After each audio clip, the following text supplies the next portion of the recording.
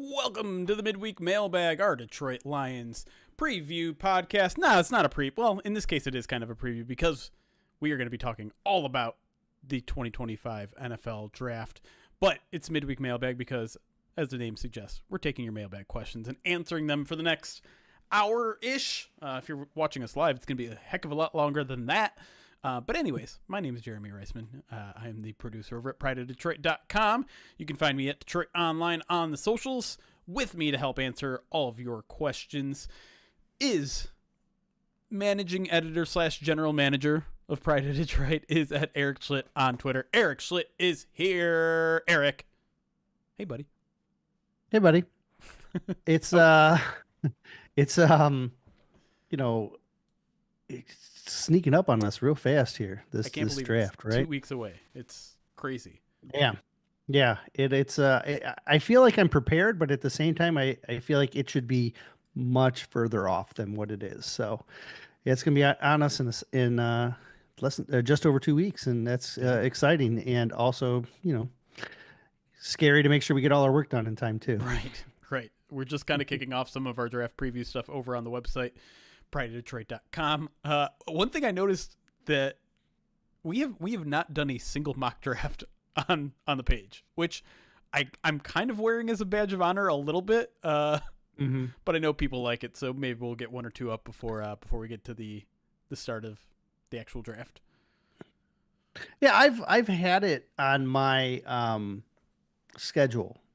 Something I've hoped to get done, and then things have just gotten in the way of that, so it's still on my calendar. I'd like to get them done. You do your weekly mock draft recaps, right? Which kind of accomplishes the same thing as a mock draft, right? Like if we're just covering the mock drafts, it's kind of like a mock draft. People that are like on their mock draft 13, I'm just like, what are you doing at this point? What's the point? Yeah, if you're changing your mind 13 times. Oh, and that's the thing with the mock draft roundup at this point. A lot of the people who are putting them out on a weekly basis are either just repeating the same guy, right, or changing just for the sake of change. Right. And that doesn't really serve a purpose, other than just you trying to be unique or different. And so it's getting to this part where you start jumping the shark on these mock drafts, and we're just about there. It's usually this point in the off season that people start getting really squirrely. 2 or 3 weeks ago, there was a reputable website that was using AI to do mock drafts, and now I've seen that has leaked into other platforms, and that's disappointing. Like, what are we doing? Like, just run a sim. And that's fine. I mean, it is what it is, but I feel like we can do better. We're gonna try to do better here on this show, and I'm not saying we are better than certain outlets or anything like that. We're gonna try to stay a little bit more grounded in reality, and we're not going to do it. I'm sorry to say we're not going to do any mock drafts during this midweek mailbag. That's not how this works, but we will try to answer as many of your draft questions as possible. And let's kick it off here with a couple questions here about the pre-draft visits, which is always kind of a big topic here. Bailey PB on Twitter asks, what are your thoughts on all the pre-draft work they are doing on Sam / outside linebacker type edge players?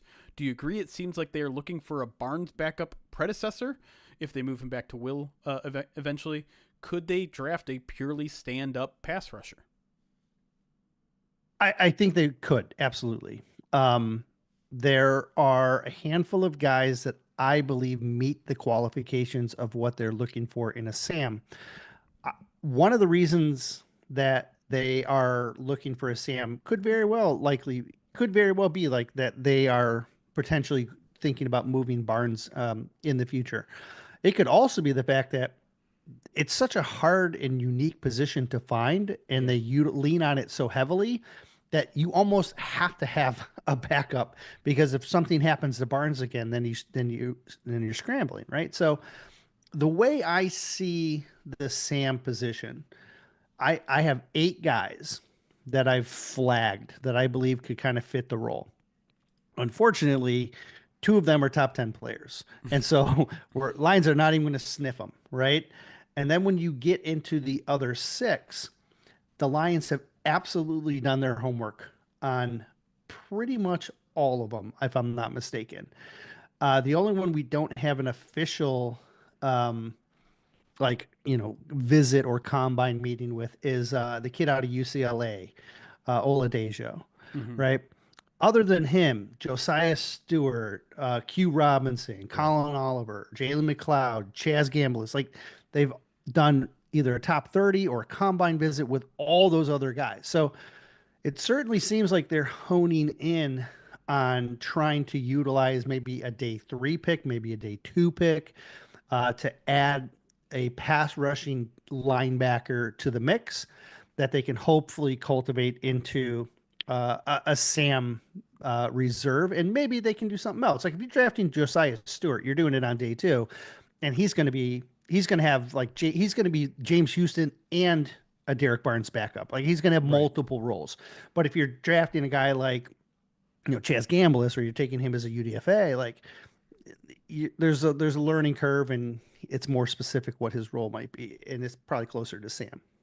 Yeah, I kind of have mixed feelings here. On one hand, I don't think the Lions have ever been completely averse to drafting that kind of player, just like a pass rush specialist. It's why they drafted James Houston. I think fan expectations got a little bit ahead of maybe their expectations when James Houston was playing. Because there is there's a role for a third down player who can also play on special teams. They can utilize that.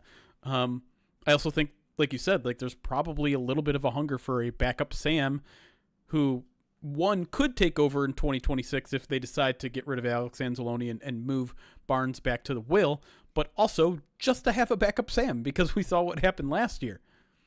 Now, on the other hand, I think there's a natural overreaction a little bit to some of these pre-draft visits. Um, Sure. the reasoning for those visits could be a lot. I mean, it could be just like hey, we didn't get a good medical checkup on you at the combine. Maybe you weren't even at the combine. Let's get you in and see. Maybe it's, hey, tell me about your teammates. Are you going to waste a top 30 on that? Probably not, but you might meet with someone at the combine to get intel on your teammates. That's something that certainly happens. Who was it? Someone did mention that. Oh, this was, during the season they were talking about. Oh, I think it was the nickel out of Michigan last year that you loved. Mike. Sandersville.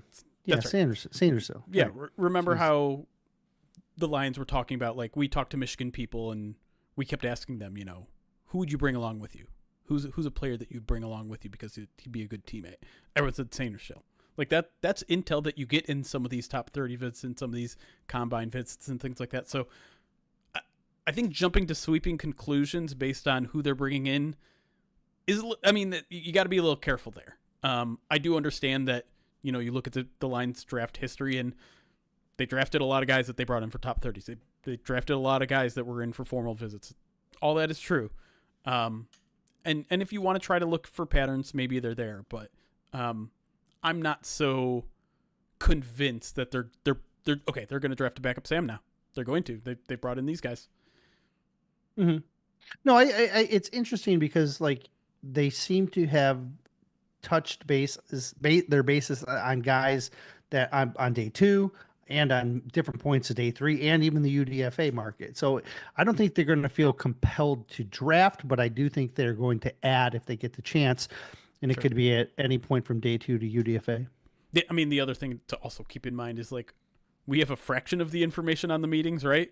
We have just the Yeah. ones that happen to leak. So there could be a bunch of whole different kind of edge rushers and things like that we just don't know yet. So it's hard to that's the tricky part for me, is it's hard to jump to conclusions based on incomplete information. Let's go to Ash's question, who's kind of on the same topic, but maybe some other positions that he's noticed. Have your opinions changed on the kind of players we are looking at archetype-wise as visits come out? For example, the kind of edge, style of safeties, etc. Should Hogan Hatton and Jake Bates be worried about their jobs after it's come out that we had a kicker and long snapper at our local day, or is that just good process? With the latter, that's just good process. The the Michigan long snapper, William Wagner, is probably the best long snapper in the nation. I think he was Dane's number one, if I'm not mistaken. I know he was at the You've Senior already Bowl, gotten which that is, far on the beast? Is that you're at long snapper? well, I perused the whole thing. I have a method, but but but he is, I mean, he was one of two guys at the Senior Bowl. Usually Yeah. your top couple of guys go to the Senior Bowl. Like, so the fact that he's local, it's a why not, right? Like Right. it's a, hey, we're, we always like competition. And if you're the best one and you're local and, you're not getting a lot of offers out there, we'll bring you in for sure. And the kicker is you get the opportunity. It doesn't cost him It's anything. So why freebie, not? right? Yeah. Right. Have Exactly. someone that the long snapper can snap to so that that guy can kick it. Exactly. Right. Um, with the edge guys, it is interesting because a lot of the you've seen an eclectic view on the types of guys that they have brought in. Now we talked about the fact that they brought in a bunch of Sams, but they've also brought in like some of your top edge guys like that were probably going to be there in the range, like your Shamar Stewarts or Mike Greens or Azrakru or Iraq. I had it this morning and I missed it again. Um, and so like they all kind of fit, but then like when you look past like the first 50 guys, like if the guys that are expected to go in the top 50, the guys they're looking at are very stereotypical of the guys they have now. 270 to 280 Right. pound big edge setters or Sam linebackers. Like those are the guys that they've mainly kind of looked. So it's not really surprising me. What, if anything, it's solidified that my hesitation in saying they're going to run back the scheme was probably incorrect. And I absolutely think they're going to run the scheme back, Yeah. especially based on the players and the style that they're trying of guys that they're trying to bring in. So yeah, I don't think it's changed a lot. I really have just started to lean back on things I was looking at last year because I expect them to be targeting the same types of players. But I want to. So in the middle of that, Ash talked about safeties. The Hmm. Lions have brought in a fair amount of safeties, both in terms of their local day. Some of the pre-draft, the top 30s, if you want to include Jalen Reed, but I think he counts as a local visit. But he was apparently there on the same day as the pro day. Because who was it? The linebacker that was there for the pro day talked on Locked On Lions.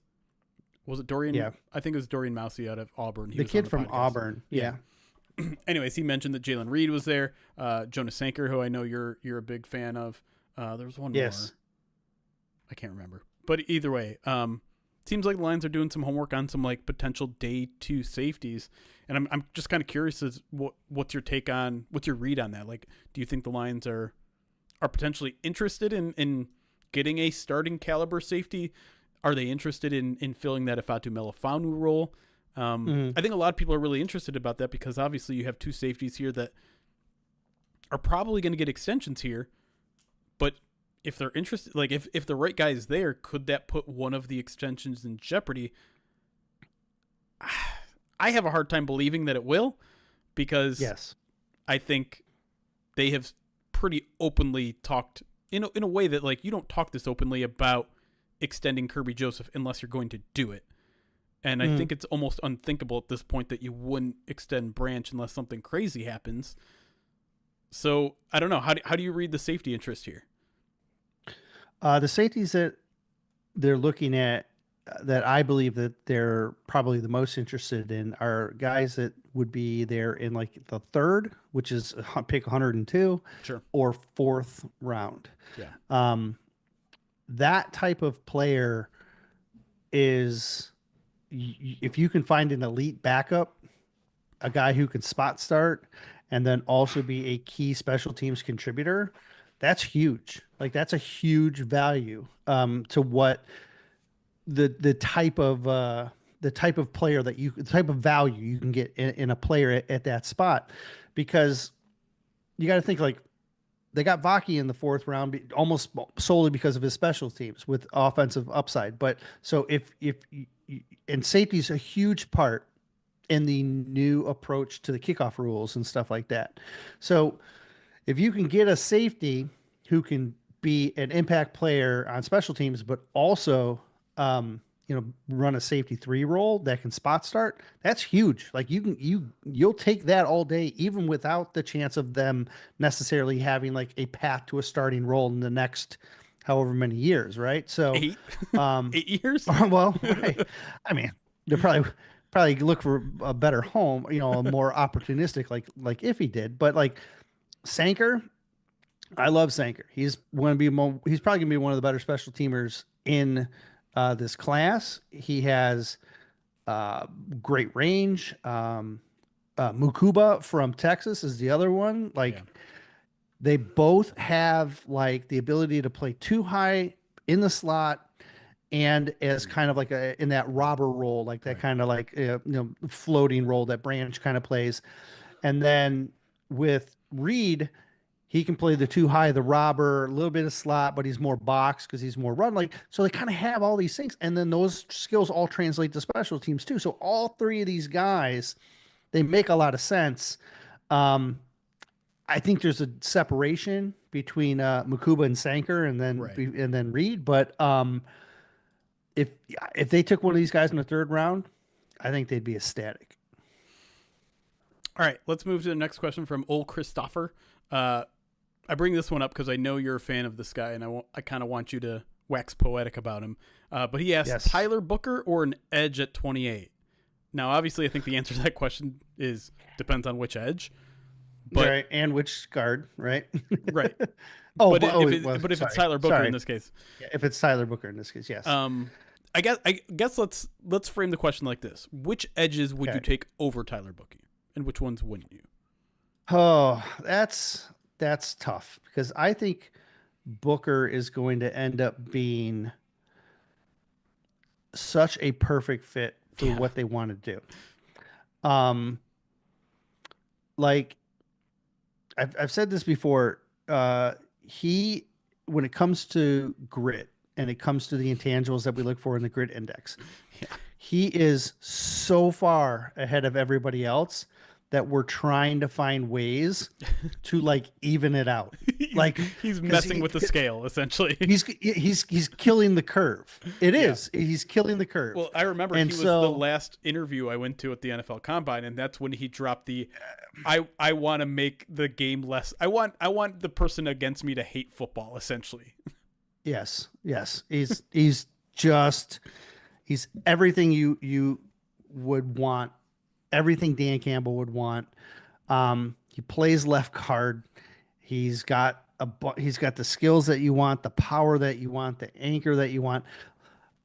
People are getting focused on his RAS score, pointing out a lower level or average level of athleticism. Maybe even some people call it below. That's fine. But really, the only hiccup in his game is that he's sometimes a little loose out in space because he's not super quick-footed. And that is something that Detroit likes to do with their guards. Sure. Here's the thing. He doesn't move in pass pro. He bullies people in the run game. He runs duo, he runs gap, he runs zone. He has elite movement inside. He doesn't move. He doesn't allow pressures or sacks. Nothing happens when you try and run past him as pass rush. He has one flaw, and people are getting so hyper-focused on that flaw that like they're talking themselves out of this guy who checks the boxes on 99% of everything else that they look for, right? Welcome to draft season. So if you have 100 traits you're looking for, don't focus on the one that he does and enjoy the fact that he does 99% of them. But at the same time, like you said, they prefer their guards to go out there and move. And so if that's that's one of his flaws, it's worth at least acknowledging, right? Sure. And I don't think it's not. I do think it's in his range. It's just not like he's not going to get out there and run like Sewell. Like, but Right. there's rare. That's Right. rare company. If that's the bar But you're you know setting, what? you're not going to find anybody. Right. But you know what? Mahogany can. Mahogany can run like that. Yeah. And if you looked last year, Graham can move, but Zeitler didn't move that a whole bunch, True. right? Like you can run a scheme with one guard that isn't necessarily an elite puller. You Yeah. don't have to have 5 elite guys, but Booker checks all the boxes Yeah. except one. So to take him down, it's got to be a guy who is like has massive upside to me. So like, Um, is Shamar on that list? he's in the mix. I don't know if I would though, because he's got elite intangibles and athleticism, and Yep. those are things you absolutely have to have in a defensive end. Yep. And so I could understand wanting to go that route. And I could understand saying the upside on him is maybe higher than what you think it might be on Booker, even though I think Booker the ceiling's huge. I wouldn't, but Okay. the Lions might because like it's an important, they are, Sure. they are just, they don't have an answer there. So like, You would say though, like, if we're talking high floor, ceiling, that sort of stuff, Booker, pretty high floor. Shamar and a high ceiling. and a high That's ceiling. the thing. Shamar Yes. is kind of medium Low to floor. low floor, high ceiling. Yeah. Yes. Like, but that ceiling might be like lunacy, like how Right. high it could be. Right. Right. It's crazy. So So like, obviously Abdul Carter and Jalen Walker, I would assume you'd take both those guys. They're not going to be there, but you'd take both those guys just as Walker is an interesting question, but I would Okay. probably take, I do like Michael Williams. I would probably That's my lean guy. him. I know. And I like him, but I also really, really like Trayvon Walker, and people thought I was dumb for that too. So, I don't think he's being used right by whatever, but that's a separate story. Trayvon or yeah. Michael. Okay. Well, Michael runs the same role that Yeah. that Trayvon ran at Georgia, and it's low production, low glory, Right. but you just beat the tar out of everybody else. And if you're used right at the NFL level, I think he's going to be a better pro than he is a college player. I could say the same thing for Shamar. I think Yeah. I think Stewart's going to be a better pro too. So those, By the way, Trayvon Walker That's about it. has back-to-back 10 sack seasons. So I think, he's and a I good still player. think he's, yes, I still think he's not being utilized right. Yeah, But I'm that high on Booker okay. that I'm talking about those two guys, and of course Carter, but like Michael Williams, Stewart, Maybe. They're about the same. Let's is a just say they're maybe. the same tier. Dude, they're almost the same guy. Except I think Michael has a little bit better. Has a better ceiling. So not Ezra Raku, not Mike Green, not James Pierce. I don't think because I don't think it's as clean of a Yeah. fit. And I Yeah. know Mike Green's probably a higher player. He's going to be a higher player on a lot of boards. Yeah, Um, but not here. if they can add, like, if you're looking at his body type and you're like saying, I can add 5 to 10 pounds of NFL muscle onto these guys and they can hold, like, you have plenty of guys that can hold up at their weight. Like, for example, Al-Qadim Muhammad. Yeah, He's light, but Right. he played that down. He's 253. He's only a couple pounds heavier than those guys. But like Mitchell Agude, Nate Lynn, Uku, like those guys all got kind of washed in this system. That's why they never really kind of stuck. The guys that do stick, 268 Pascal, 265 Davenport, 270 Hutch. Like you need to be a little bit bigger in Right. order to live in the system that they currently run. And so unless they're going to alter the system a little bit for Green or Iraku, like I do think Michael Williams and Stewart are going to be higher on their list. yeah. Not to mention, like, there's the rumblings. I don't want to give too much credit to character things when we don't know character things, but there are certainly red flags out there with Mike Green and James Pierce that that they'll have No, to assess on their own. Yeah, certainly. And if you look at like Michael's grit, it's pretty good. Shamar's is actually a bit lower than I was hoping for, but it's lower. But Michael's is pretty high up there, and that's another edge for him. Another edge for him in the competition between those two. All right, we're going to take a break here. We're going to hit more draft questions when you come back here on the Midweek Mailbag on the PODcast. 2 weeks away. We'll be right back.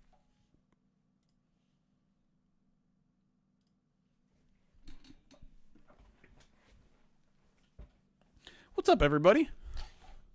How we doing on this, what is it, Wednesday evening? Yep. This week is moving. It is. Like, Monday I was like, I got nothing happening this week. And then suddenly, like, blinked and it was like, oh, it's Wednesday. I did a radio spot. I did 2 podcasts today.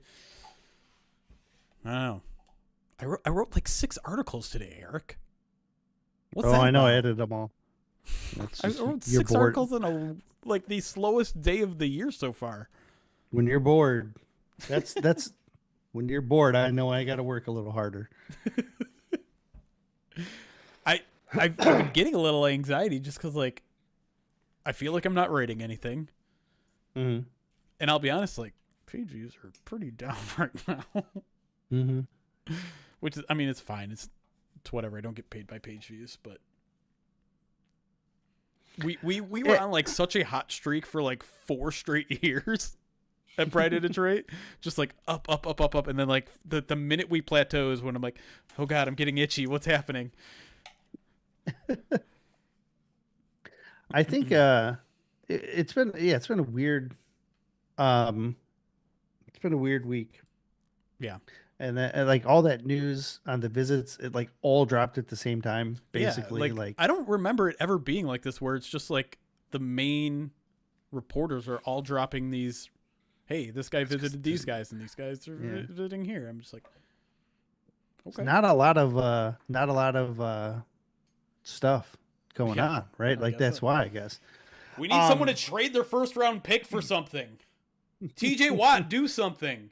Don't just throw up these Instagram of buy a. I don't know if you guys saw that. I feel like that hasn't hit the like major news rounds yet, and I'm not sure why.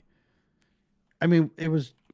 Is he insinuating that he's walking away? Is that what he's doing there? Is that what he's trying to? Vague you social tell me. media posts. What does this mean, chat? This is TJ Watt's Instagram right now. What does that mean? Throwing up the deuces. He doesn't even seem like the kind of guy that would just like stir stuff to stir stuff.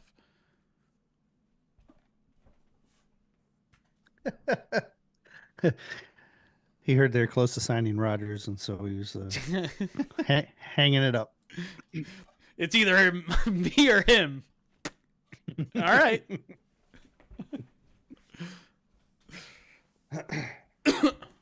But like he's under contract this year too. So are they trading him? Is TJ Watt getting traded? That'd be fun. What would you get for TJ Watt on the last year of his deal? At what is he, 30, 31? I don't know. Oft injured TJ Watt. Would you get a second round for him? I feel like no. I don't know. Dude, actually, maybe you could. This guy was defensive player of the year not too long ago, like a year ago. But he's like I said, he's 31. He's 31 on the last year of his contract. And how many games has he missed recently? I don't know. I haven't looked at. I'll look that up in a second. His cap is 30, but he has 9.4 in dead money. So the team that acquires him is getting him pretty cheap. Yeah, but you have to immediately assign him to an extension. I mean, if you're going to trade a first or second rounder, yeah. Why did I think he was injured this year? You're probably thinking of the Boses. I probably am. 17 games, then 10, 15, 15. So he hasn't been that injured. Was he just not? I feel like he's dinged up a lot. Maybe, but not necessarily. 11 and a half sacks last year, 19 the year before. That was his player of the year, right? No. 2020 was it? I don't think so. Oh, boy. 2021, he had 22 and a half sacks. I would. I loved him coming out. I wrote an Don't article. hold on. Don't get the Oh, go people ahead. riled up here. What? Brad Holmes Oh has no, I already don't. come out and said we're not doing these kind of moves. So Yeah, no, I don't like, think they. okay. I was just saying that I really liked him when he came out. He didn't really fit the system that they ran then, but I thought he was worth it. Yeah. Um, I wrote an article on it. Some people liked it. Most people did not. Shocking. No problem, Bailey. Thanks for the question. Let me get to some alerts here, and then after that, we'll answer some of your guys' questions, the live audience here. Displayed over here on our Twitch stream and YouTube stream. All right, let's start with David Lunch. 27 months subscribed on Twitch. Thank you so much. Risebeast, $2 donation through Super Chat says, I'm alive. Wasn't as bad as I thought. I'm glad you're doing well, Rye. I'm glad your photography session went okay, and hopefully you get good news. Do you get news immediately, or does that take a while? I don't know how that works. They have to. It takes a little bit, but yeah, Okay. not terribly long. I mean, you get like photographs Yeah. on the spot, right? Like, Right. It's not And like if- they have to send them to CVS or There's anything. not a But, biopsy that's necessary right away. Ideally, not. I mean, yeah, I guess. Right? Right. But yeah. The Pintar, thank you for the 21 months as another exciting hump day with my two favorite Lions media streamers. Appreciate that. Thank you. Emgo Korg, 47 months subscribed on Twitch. Sports Turf Pro, 24 months, says most week mailbag.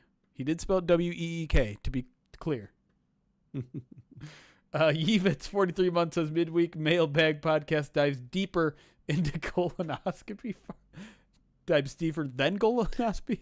Oh, I can't even say the word. Thanks, Yevitz, for the 43 months. Damian Smith, 5 pound super chat says, Brad's, I woke up and couldn't stop thinking about these two dudes, Vaki and Manu. Still scares me a little. Is anyone in AP tempering Brad's vibes? It is kind of a weird thing that like he openly admits to the media. He's like, yeah, I wasn't going to do this, but then I went to bed last night and I woke up. I'm like, I got to draft this guy. I'm like,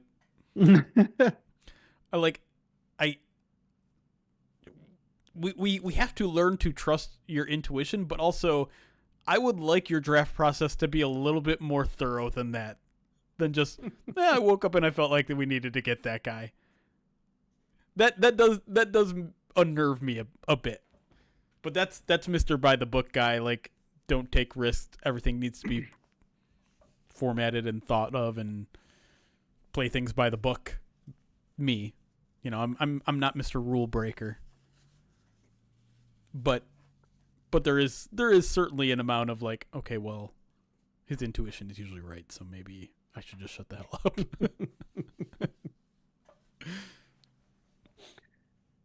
Yeah, Brad keeps a notepad next to his desk, a little sticky note. That's right. He writes his name on it and folds it up into fours and then puts it in his pocket. It's going to be like at 26 and he's going to be pacing the room and he's just like instinctively going to put his hands in his pockets and then he'll be like, oh, wait, what's this? Tyler Booker, no matter what.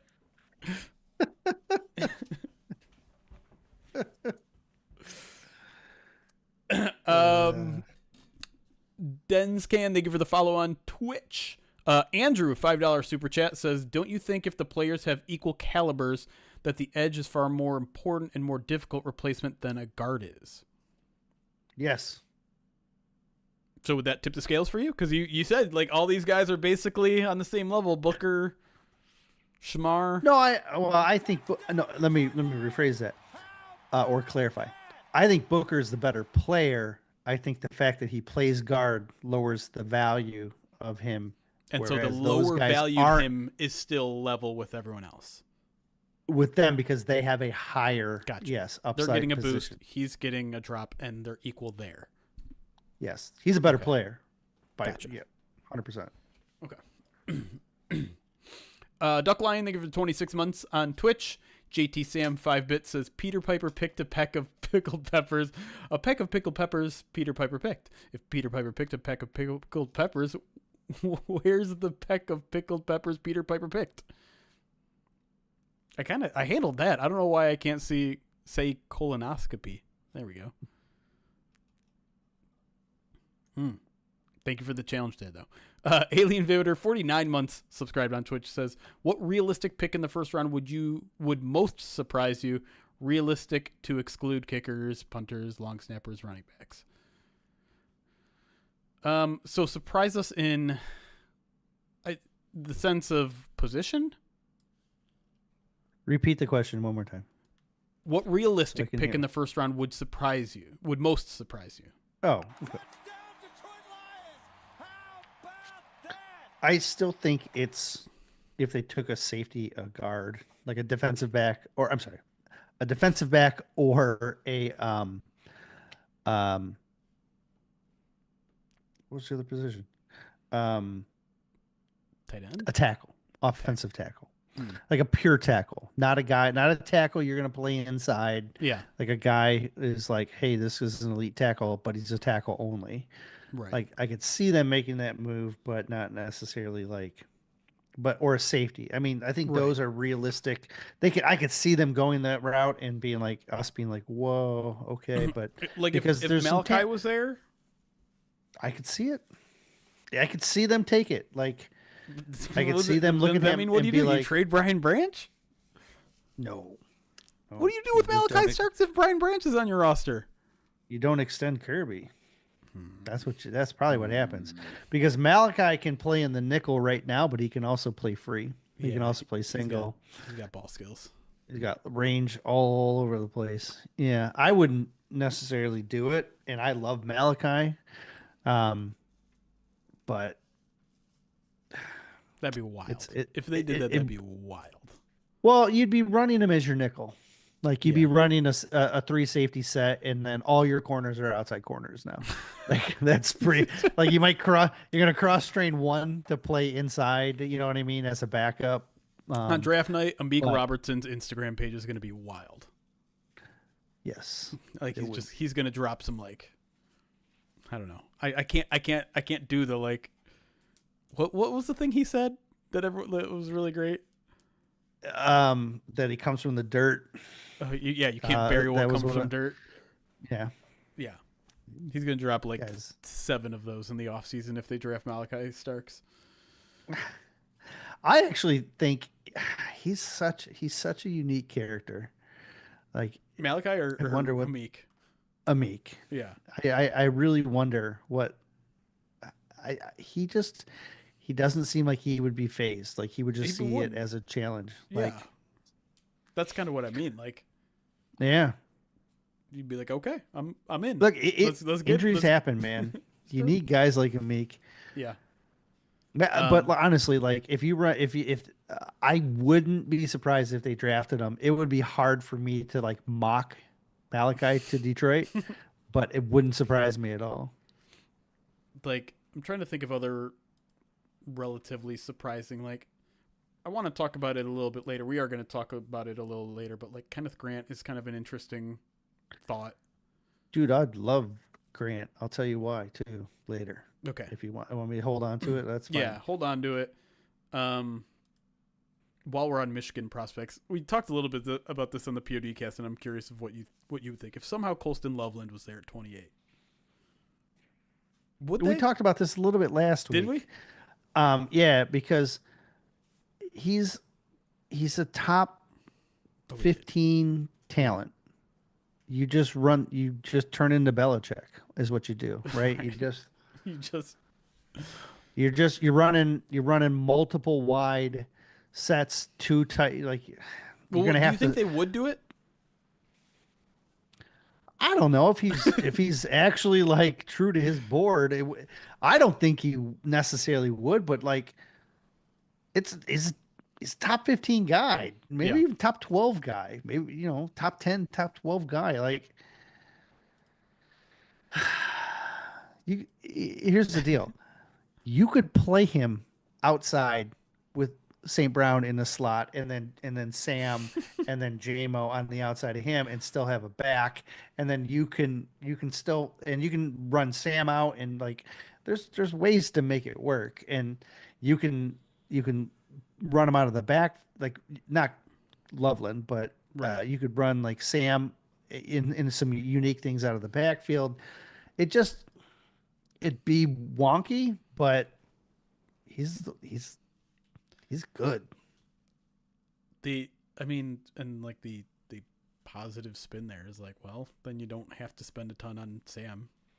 Like Yeah. you probably wouldn't extend Sam, I would imagine. The only problem there is that you don't have the 5th-year option with him, so that means Yep. True. you're getting 4 and done, or maybe you trade after 3.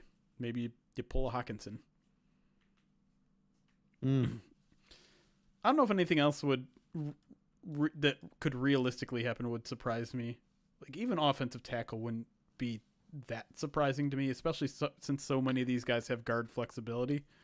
Right. Like that's the thing. Like if you look at the top 5 guys, they all, in my opinion, have guard flexibility. Right. But like if you're in love with a guy who maybe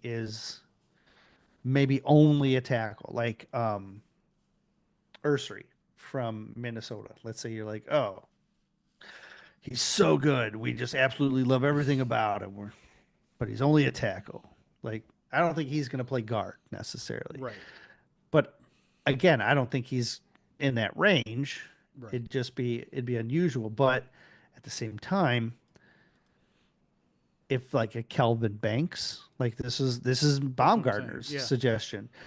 Like there's some people who list Banks as a guard and some people who list him as a tackle. I list him as a tackle because I think he can play there, but I also think he has guard range. Simmons is more of like a tackle only prospect to me, but others suggest he can play guard, so got my ears open to that.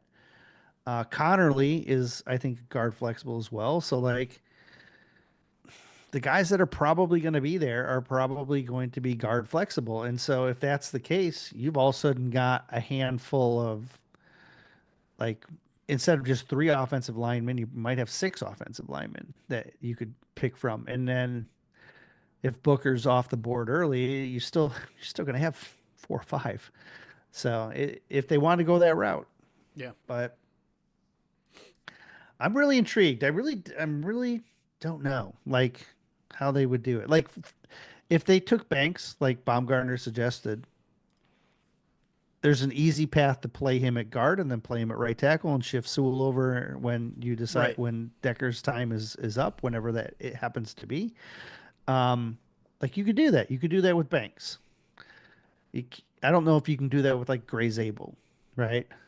Like Zabel, I think is going to have to probably stick Play inside. guard. I Yeah. think what's his name? The kid from Ohio State. Donovan Jackson. I kept wanting to say Jonah Jackson, but Donovan Jackson. He kicked out and played left tackle for Ohio State on their championship run when their left tackle got injured. But I don't think he's a tackle. He's not a tackle in the NFL, even though he played there once in a while. So there's a bunch of guys. That's the only benefit of going tackle, right? Is that you can go guard early and then kick out to tackle. Some of these guys that are a lot of these guys fit that. It's Yeah. it's very interesting. And there's a handful of guys like this in this class, not just at the top, but there's other guys like this on day 2 as well. And so that could make life very interesting,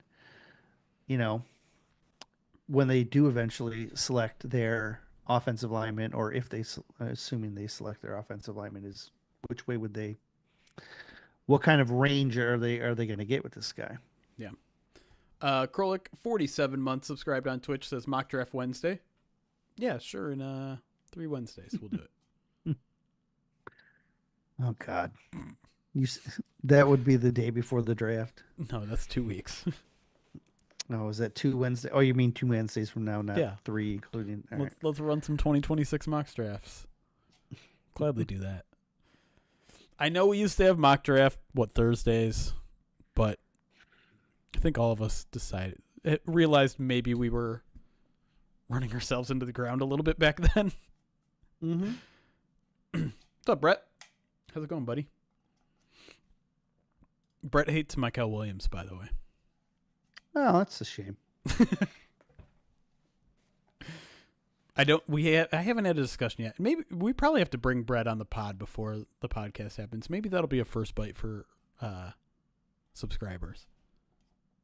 Bring you on to talk some draft. Talk about Brett Whitefield's draft crushes. That's what the episode's going to be called, and why he hates my draft. I like that you're already talking about it as if it's happening, and you haven't even asked him. That's because it's Brett. Brett's never said no to me. There you go. See, he said, "Oh, let's doing it." There you go. He's ready.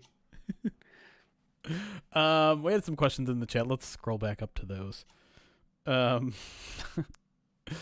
Austin, we're going to talk about Josiah Stewart also a little bit in the next segment, so we'll get to that. Lions Blood asks, will Decker's replacement be Sewell or someone else? I still don't think they're going to move. Depends on who it is. It does depend on who it is. If it's yeah. Giovanni Manu, he's been playing a lot of left tackle. Mm-hmm. So he'd stay on the left probably. Yeah. We'll see if they cross-train him at right in camp this year. I don't think they will personally, but yeah.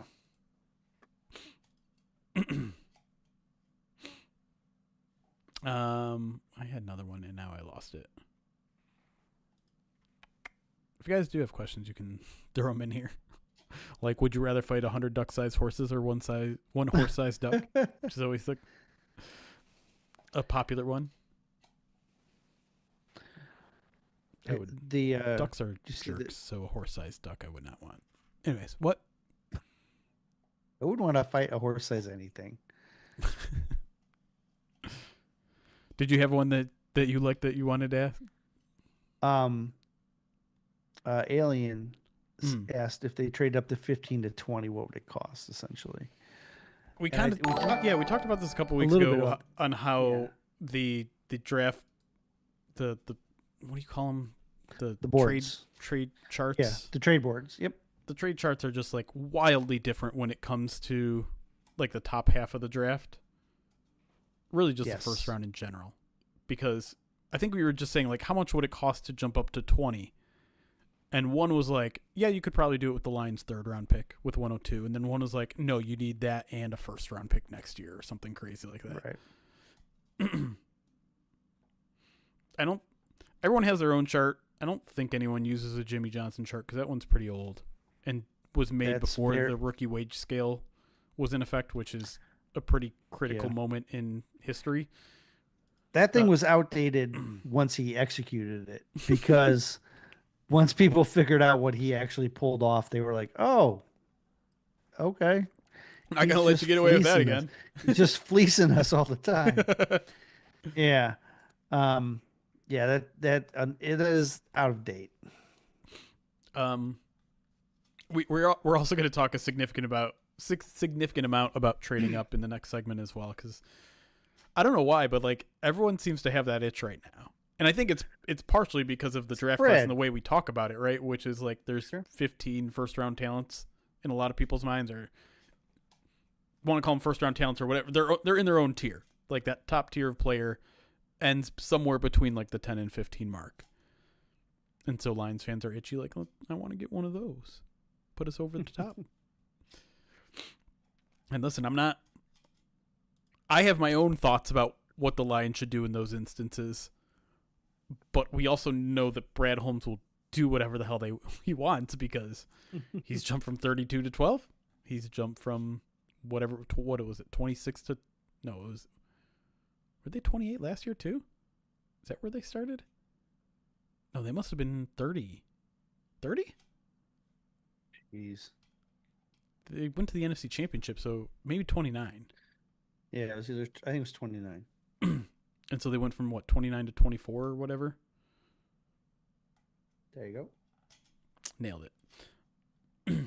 So, could they go up and get a dude they really like in the teens? I mean, I'm not going to sit here and say they won't. That'd be irresponsible of me. I mean, he has that in him. He's got that dog in him. £2 super chat from Damian Smith says Eric's thoughts on Ezraku. I like that he's able to put on a little bit extra weight because I think that's going to help him in some of the, like, I think he's a good run defender, but he's not been like necessarily elite or consistent. I think the weight has something to do with that. The arm length helps, though, right?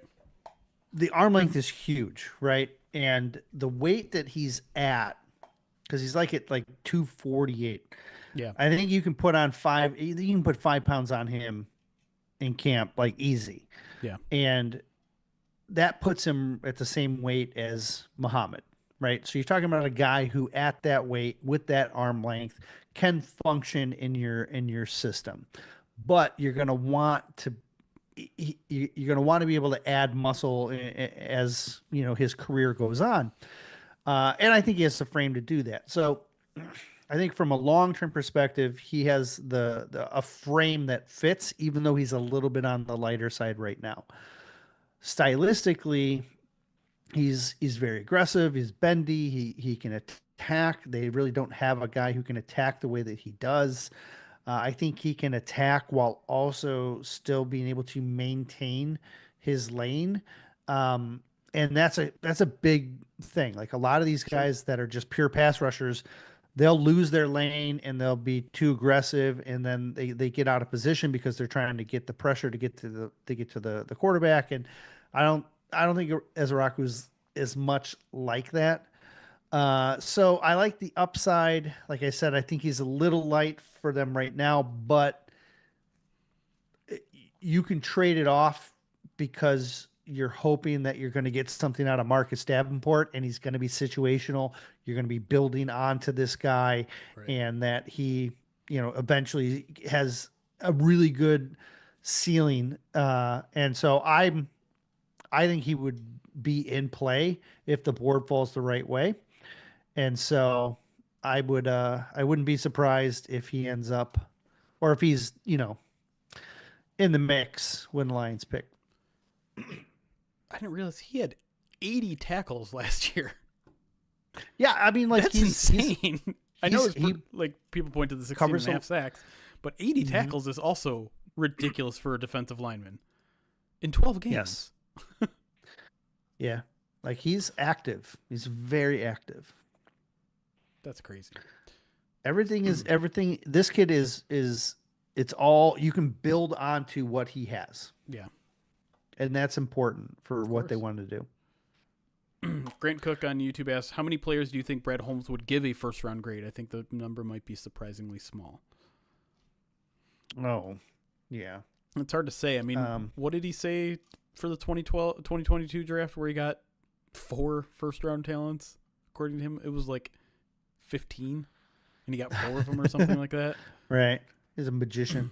But I think with Brad, like, he's going to not have guys on his board that maybe are first-round talents that he's just not going to have, right?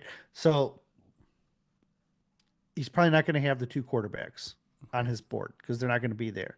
He's probably not going to have running backs. Gianti, right? Yeah, like he's not going to be on the board. So right there, that's 3 guys that are probably first-rounders that wouldn't necessarily be on the Lions board. I'm going to be honest. I don't know if there's a receiver that is a pure clean fit that a receiver would garner a first round grade. Maybe McMillan, but again, I think because they have a need for what he does, and if they think they can clean up a couple of his route things, then like maybe he draws that, right? Maybe the tight ends draw those. Probably only a couple tackles, a couple of guards. There's probably less edge rushers than what we believe, right? maybe Might be maybe a 3, 4. linebacker, maybe Let's try 2-3 corners max, maybe But, like, one, corner, maybe like, 2 if safeties. there's But one again, it's position not. I'm pretty sure they're not going to draft in the first round. Corner has to be pretty high on my list. I agree with that. And then they keep talking to Maxwell Harrison and like they talking to these guys that are like might not be on the board, that aren't At expected to 60. be on the board at 60. Right. Right? And it's like, Yeah, well, the maybe Harrison they're, thing is weird. yeah, but he's local, so that might be Yeah. part of it. Like they might end up getting it for now. I know he's from West Bloomfield, so it might fall under the local, which Yeah. is for I think free, it does. right? Um, and so Just ask him, yeah. like, hey, man, what's up with Josh Pascal? Also, I don't I've know talked Josh about Pascal. the I've talked about the RSDI before, the Rams Oh, index that yeah. Holmes created, that Jordan wrote about Jordan Rodriguez. for Jordan. Yeah. So it's called the Rams Standard Deviation Index, and it was created by Holmes when he was with the Rams. And basically, it was a set of markers that they're looking for in their corners. Yeah. And they still use it to this day, even though they've tweaked it by adding in things that like we're not privy to, like college miles per Should hour I ask times. Brad about it? Like, hey, what's in that RSDI of yours? Well, here's the thing. I know the Rams have stuck by it because the Rams have drafted guys that qualify for Right. it in the past couple of years. Yeah. The Lions have not, right? Like they've drafted a couple guys, like if he was close, Yeah. right? But based on the combine numbers, there's only 5 corners that are, well, there's 4 corners that are close, like just a little bit off, and there's only 1 corner that passes it on all points. And he's actually like kind of like a corner safety. And that? surprisingly, he has not met with the Lions. So, but 2 of the other guys have. So 2 of the other 4s that were close, Maxwell Harrison being one of them, Darian Porter being another. The full qualifier is Caleb Ransaw, a Tulane nickelback safety hybrid. He hit the markers across the board on the Rams index. So if Brad, I don't know if Brad still uses it because it doesn't seem like he quite does, but if Ransaw gets drafted by the Rams, remember this conversation. All right. Clip it. Welcome in, Johnny Mac. Thanks for joining us live, and thanks for watching us on VOD when you aren't here. Appreciate that. Arnick, thank you for the 48 months, 4 years subscribed to us on Twitch. Says, what do we have to do to get more Jeremy and Erik content? Can he be a recurring guest on the main Sunday pod? Well, the one thing I would say, if you're not already, be a Pride of Detroit Direct subscriber, because we do a lot of videos for that.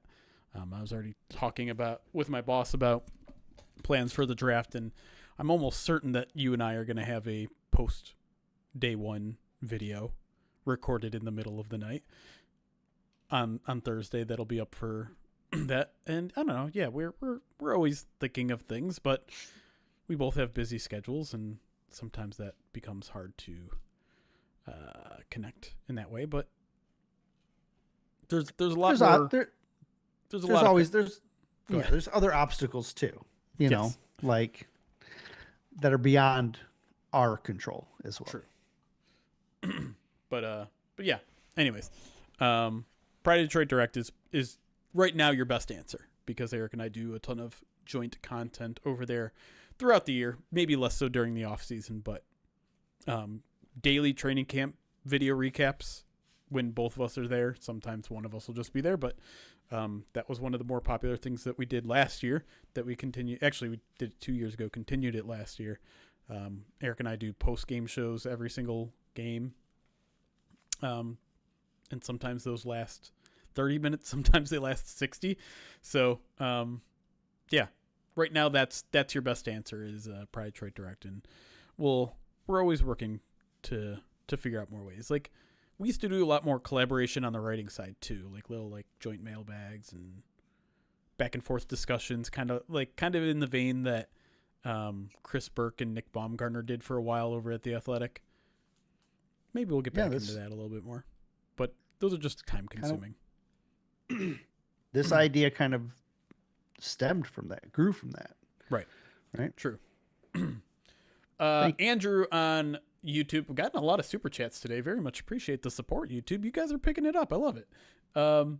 Asked, what's the furthest back you would feel comfortable trading back? Oh gosh, it does not exist. Yeah, I don't know. I mean, if the Lions could trade back into the second round and pick up like a mid third rounder, so there isn't that huge gap between 6 and 102, that would be huge. Like getting another top 100 pick to me in a draft that's relatively deep, I would love that.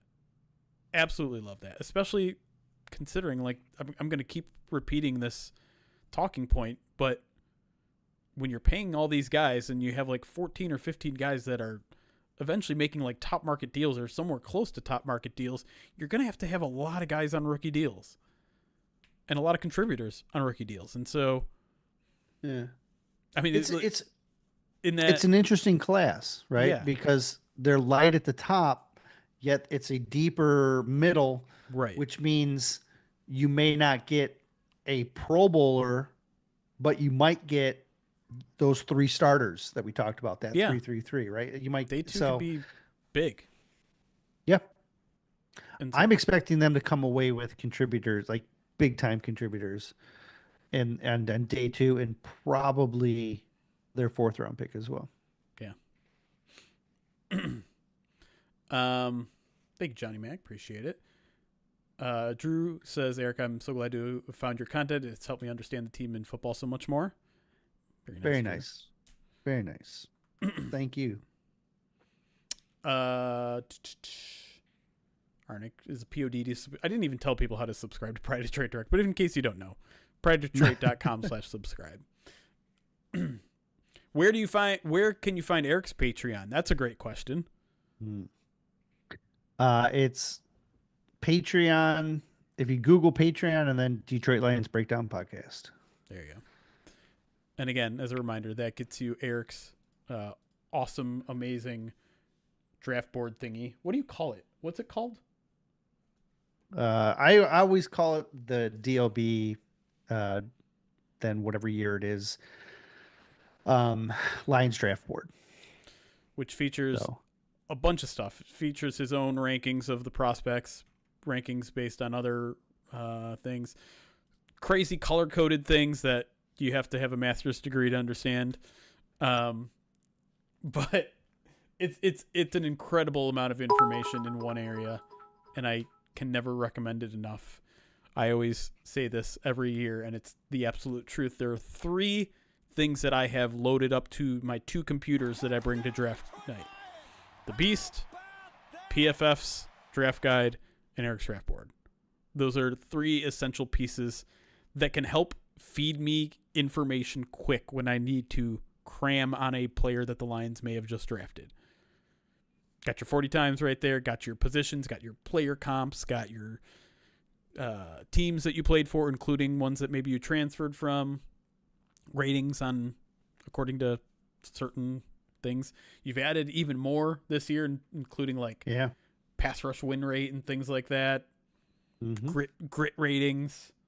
That's going to be fun because that's starting to come together now. Like we're trying to, Anthony and I are toying around with trying to scale it out so that it's easier to understand, so that it's not just like a pure number and then you're like, well, what does that number mean? You know what I mean?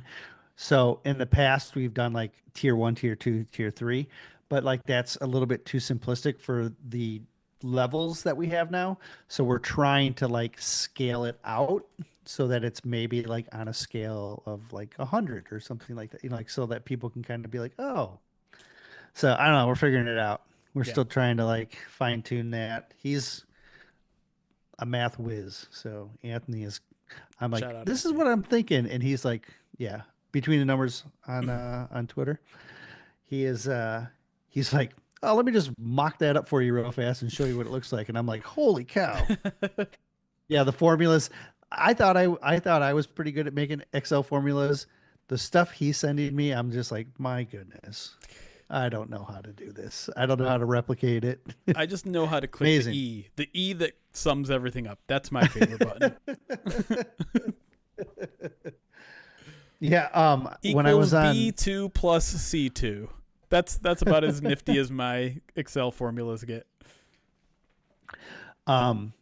when I was on Talking Grit with Jason, who is a subscriber to the Patreon and gets the board, he told me he's colorblind, and he's like, and it just messes with. And I'm like, oh man, I'm sorry, man. I saw So it's all Lions just Blood's comment. Did you see that? He said 10% off if you're colorblind. yeah, yeah. Oh man, it was. I see, in, the colors help me see it faster. Right. You know what I mean? And so, yeah, I feel bad. I'm sure the colors. Look, just take the document and just like highlight it, take the color out, make everything black. You'll be all right. It's unfortunate. Grant Cook with a good joke says this year Jameer Gibbs is putting Eric's draft board on the internet by accident. I like that. 100 bits from Nick the Greek says, I'm so glad I found your content, Eric. It has taught me the true meaning of Christmas. Now good. Sure. Phenoms Wow, 15-month subscribed to Pride of Detroit. Twitch says, POD, let's go. Draft time. Text to speech. We do have text to speech on this channel, but it has to be a straight donation on Twitch, which occasionally happens. The alert is also like 40% louder. Lots of talk about Edge David Walker from Central Arkansas. Thoughts? Yeah, I know a little bit about him, not as much as I do about some of the other guys. Kind of is one of the better pass rushers in the draft. He has some Brandon Graham to his game. If you like Brandon Graham, Sure. then you're gonna like what he does. The league lost to Brandon Graham this year, so I know it's only natural. So he's just under 6'1", and his arm length is just under, but he's got the right weight, he's got the right speed and bend. It's just he's a little bit shorter all around that you would want, and so he's probably not going to necessarily be like a guy who develops into an every down starter, but he could be a really good, like, just burner off the edge. Just like a guy who's part of a rotation that you're going to utilize, quite a bit each game. And he's going to be a guy who racks up pressures and gets you sacks and causes some havoc. So, but he's probably going, my guess is because of the size and stuff, he's probably going like in round 4 would be my guess. Yeah. Early day 3. Yep. What is his name highlighted blue mean? You wrote something about him? It means that they stuck out to me. And I wrote something about him. Yeah. Yeah. So I'm going to, that's just he's my 25? own little notes. He's older. Dang. He will be 25.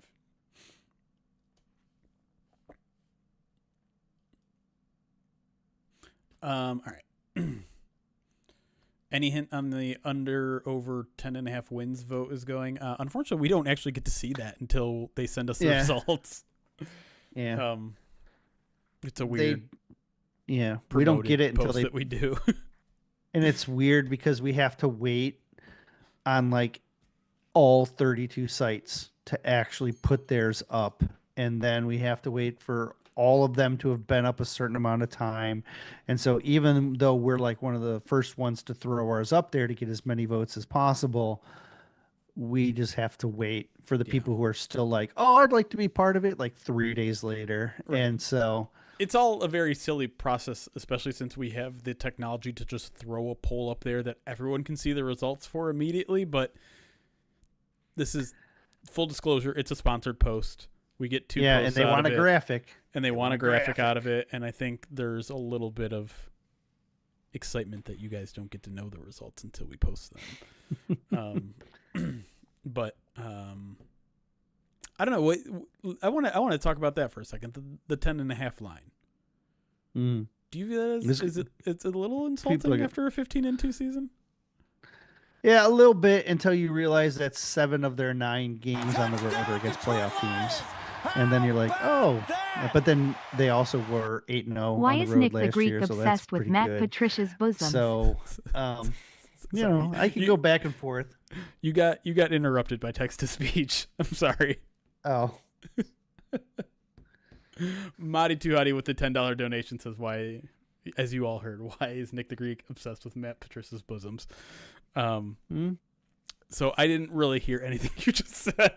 I got very distracted. That was I basically Madi Tuhati. said it's interesting. I think the vote poll is going to go over because people are just optimistic. Oh, of course. Yes. I bet it's at least 80%. Yeah. If there's people that are worried, I would say the main reason to be worried is that 7 of your 9 games on the road are against teams that were in the playoffs last year. Right. And, you know, that can cause some concern, even though they were perfect on the road last year. Right. But they still, that's a tough road, much easier home schedule. At least what it looks like right now. Right. Right.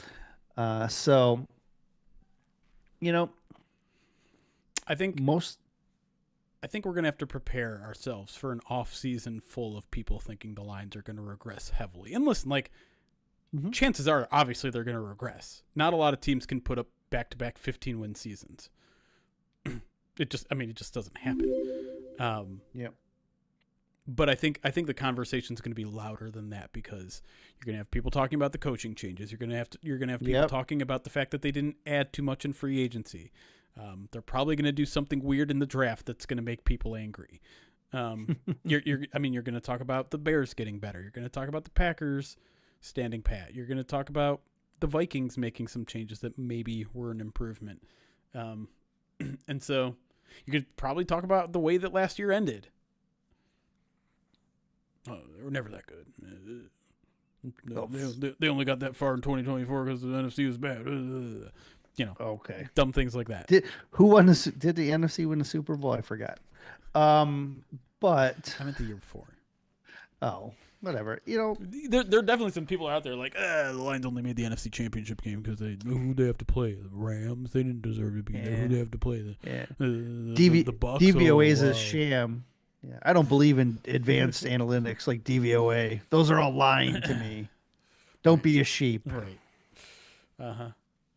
2.5 years of success is nothing.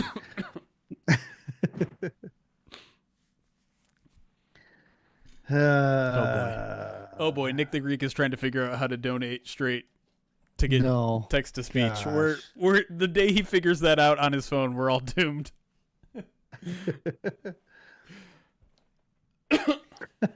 Or the improvements purely based on getting rid of Darnold. No, they made some offensive line. I did like a kind of like whole scale recap of everyone's all the other NFC North teams off season, which I'm like, it still frustrates me that there aren't every team site just putting out a straight list of their additions and losses like we do for the Lions. Like, why is that list not readily available everywhere for every team? It's such a valuable resource to me. We do it so much we have a couple of them. Right. We have like 3 of them. We have 3 trackers for free agency. And everyone else's free agency tracker is just like, it's not organized. It's a lot of times it's chronological, but it's not a list. It's like, here's our whole story about the Lions adding this guy, and here's our whole, like, give me tight lists. I want tight lists. Why would I ask ChatGPT? What has ChatGPT done to earn my trust that they're going to create a list that is accurate? They're going to be like, oh, the Vikings added Aaron Rodgers this offseason. And I'm like, no, they didn't yet. The team sites typically end up having something, a list, but it's inevitable. It's never the list that I like, a nice tight list. Oh yeah, I know. We do it the best. We do. We're the best. That's what I'm trying to say. That's really the main. If we had Morgan Freeman right here, he would say the same thing. What does Just that like mean? Just like Homes.com. You ever seen that Homes.com commercial? God. Yeah. It's like we can't legally say we're the best or something.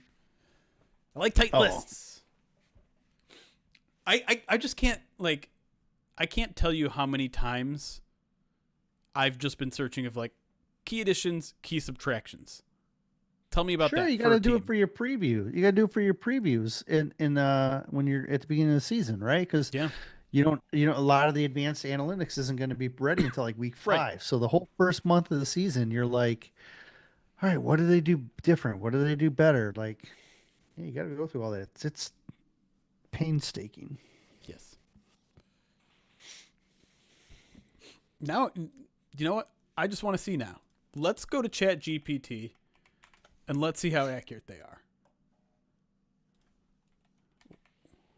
Who were the Lions' key losses and additions in 2025 free agency?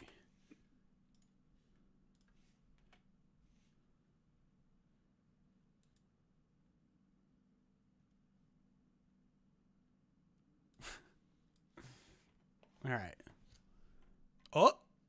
Oh God! It linked us 3 times. I just talked about how bad it is, and it just literally linked us 3 times. That's amazing. All right. Key additions: DJ Reed, Roy Lopez, Derek Barnes, Anthony Pittman, Levi Onwuzurike. Half credit. Key departures: Carlton Davis, Zadarius Smith, Jalen Reeves-Maybin. Okay, I'll give that a B+. No Kevin Zeitler. It didn't mention Kevin Zeitler. It didn't mention, like, it mentions Anthony Pittman, but which is obviously not really an addition, but it doesn't mention Grant Stewart. I don't know if Grant Stewart is a key addition, but he's more of a key addition than Anthony Pittman. Whoa. Anthony Pittman isn't an addition. He's a retention. No, bro. All right, that's fine. I understand you're clear what you're getting all stuck on. Tell just to give you a list of all names only.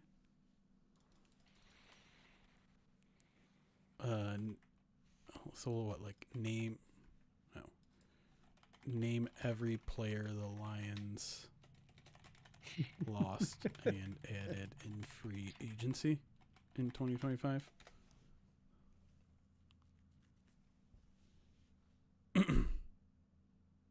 Okay, okay. This is actually turning out to be a lot more accurate. I think they're just copying our list. I think they are. Well, you can see they do. So what I do actually appreciate about this now is that they're actually linking sources. So they are using our tracker a lot here. Here. Okay, you know what? This is pretty good. Not gonna lie. Maybe you found the hack. Is there anyone? But like, yeah, Pride of Detroit. Yeah, try another team that doesn't have us. right, that doesn't have the tight list. Don't be creeping on my computer and seeing what degrees it is here. But here's the thing: like, if we put in another team, I won't know if it's accurate or not. Well, didn't you just do one of the NFC North teams, right? Yeah. No, not who are the, name every Vikings edition. And Well, why not? Why not the Bears? Why not the Bears? Okay.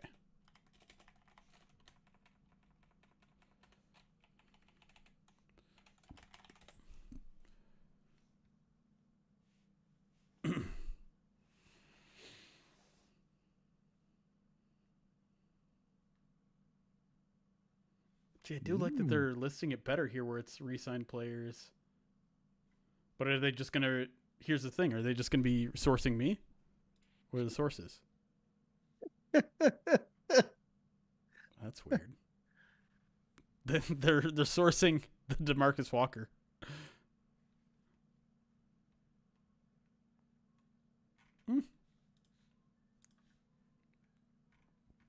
I don't know. This actually looks better than I expected. I can't say how accurate it is. Like, I don't recognize Durham Smythe. Maybe.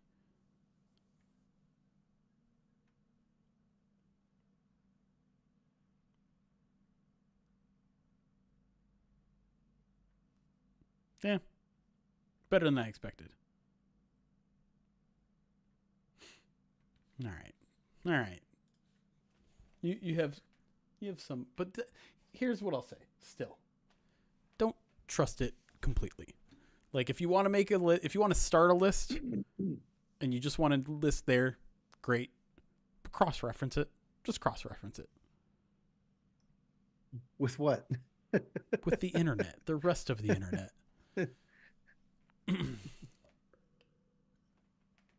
Anyways. You saw how many sources it needed to do it? The other one was just one source. Just tried to trade a billion times.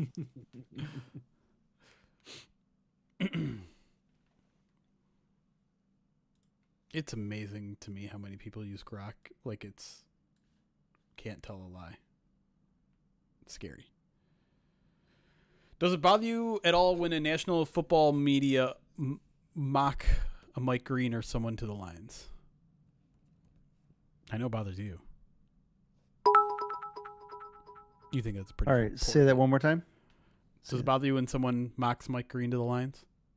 No, because he's a good run defender. He is undersized, like Irakwu. But James Pierce is the one that bothers you more. yeah, because he's not as good of a run defender because he leaves his lanes to get after the passer. Green, I get it. Like I'm more understanding of that than I am of the Pierce stuff. So I think Pierce is, I wrote it before. He's a good player who in the right system could do well. The Lions don't feel like that system. Yeah, it just doesn't. Nick the Geek 100 Bits says, why don't you have John Whitaker on the stream more? I'm not going to talk about the rest of what you said there. Short answer is that he's got a full-time job now. When he first joined POD, he was still, as they say there, in university. Is that what they say in Canada? They definitely say that in England. I don't know if they say that in Canada. I think I've heard John say that. I think so. Now he's got a full-time gig, and so he's a much bigger man, busier man. Probably bigger too. Yeah. So which depth chart do I need to update? Because I know I haven't done the contract one but I think I'm only missing. Did someone say you need to update Coyote? Ours? Yeah. Someone said I needed to update a depth chart, but I'm thinking it's the contract that they're talking about. Contract numbers, yeah. That's because I haven't touched the contract one. I had most of it. I think I'm missing Coyote, but I thought it was pretty much up to date. Do you feel like there's only a surface level of understanding of what each team wants? Yeah, I would say with most national guys that's true because it requires a lot of research and everyone has a limited amount of time, right? Like,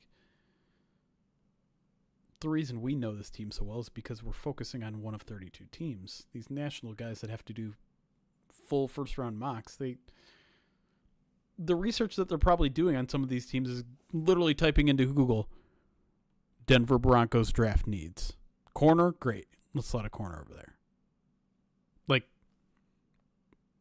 I won't throw every national analyst under that blanket. There are definitely some that are like, okay, they might start there and then be like, okay, they need a corner. Let's look at their roster. Let's look at who's their defensive coordinator. What kind of corners does that guy like? And take the extra step. But that requires a lot of work, and not everyone has that work ethic. Not everyone has that time. It surprises me a little bit when a mock drafter works for a site that has 32 affiliates and they never reach out to any of the affiliates. Right. Ever. It happens at every one we think of. Like, it's crazy. Yeah. The jersey numbers, that's the one he was talking about. I have updated the jersey numbers on that and the Excel document. When you get your new one, I will have that. I have all the jersey numbers already updated when all the new stuff, when my new next board comes out and stuff like that. Drew, we talked a little bit about their interest in Sam linebackers at the very top of the show. So I would suggest going back to the top, because we did talk about Josiah Stewart and Q Robinson a little bit. We're talking about Josiah Stewart. We're going to talk more about, yeah. No, I didn't see Maurice Jones-Drew's mock, so I don't know. Didn't he do one last week? I mean, you would probably know. I thought he did.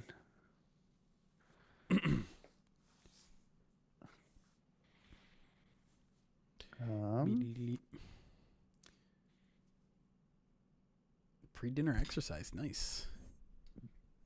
So far, the only one I have is him having a 1.0. So if there's a new one, did he take Michael Williams in it for the Lions? Did. Then that's the one that he's talking about. Okay. I'm in. Gimme that. All right, I think it's time to get back into the show here. It's 8:30 Eastern time, so let's do it. I don't know what the time has to do with it, but where's my list of questions? There it is. Okay. Mailbag.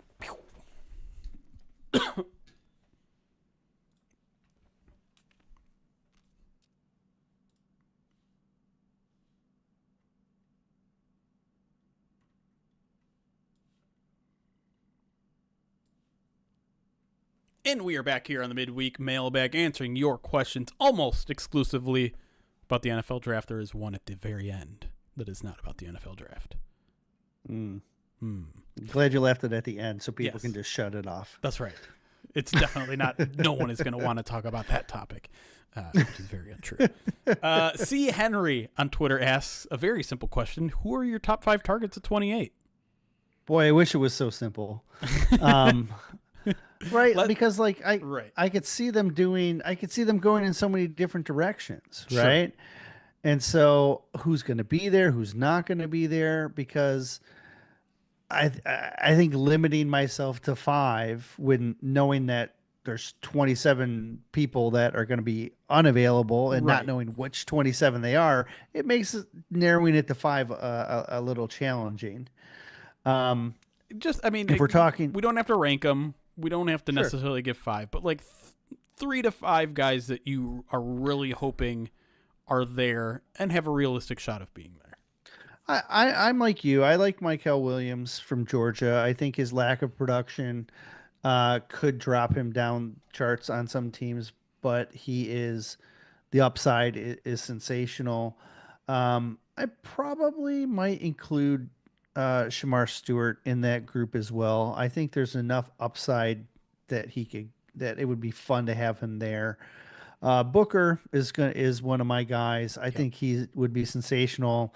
My guess is he's going to go off the board much earlier than people are projecting.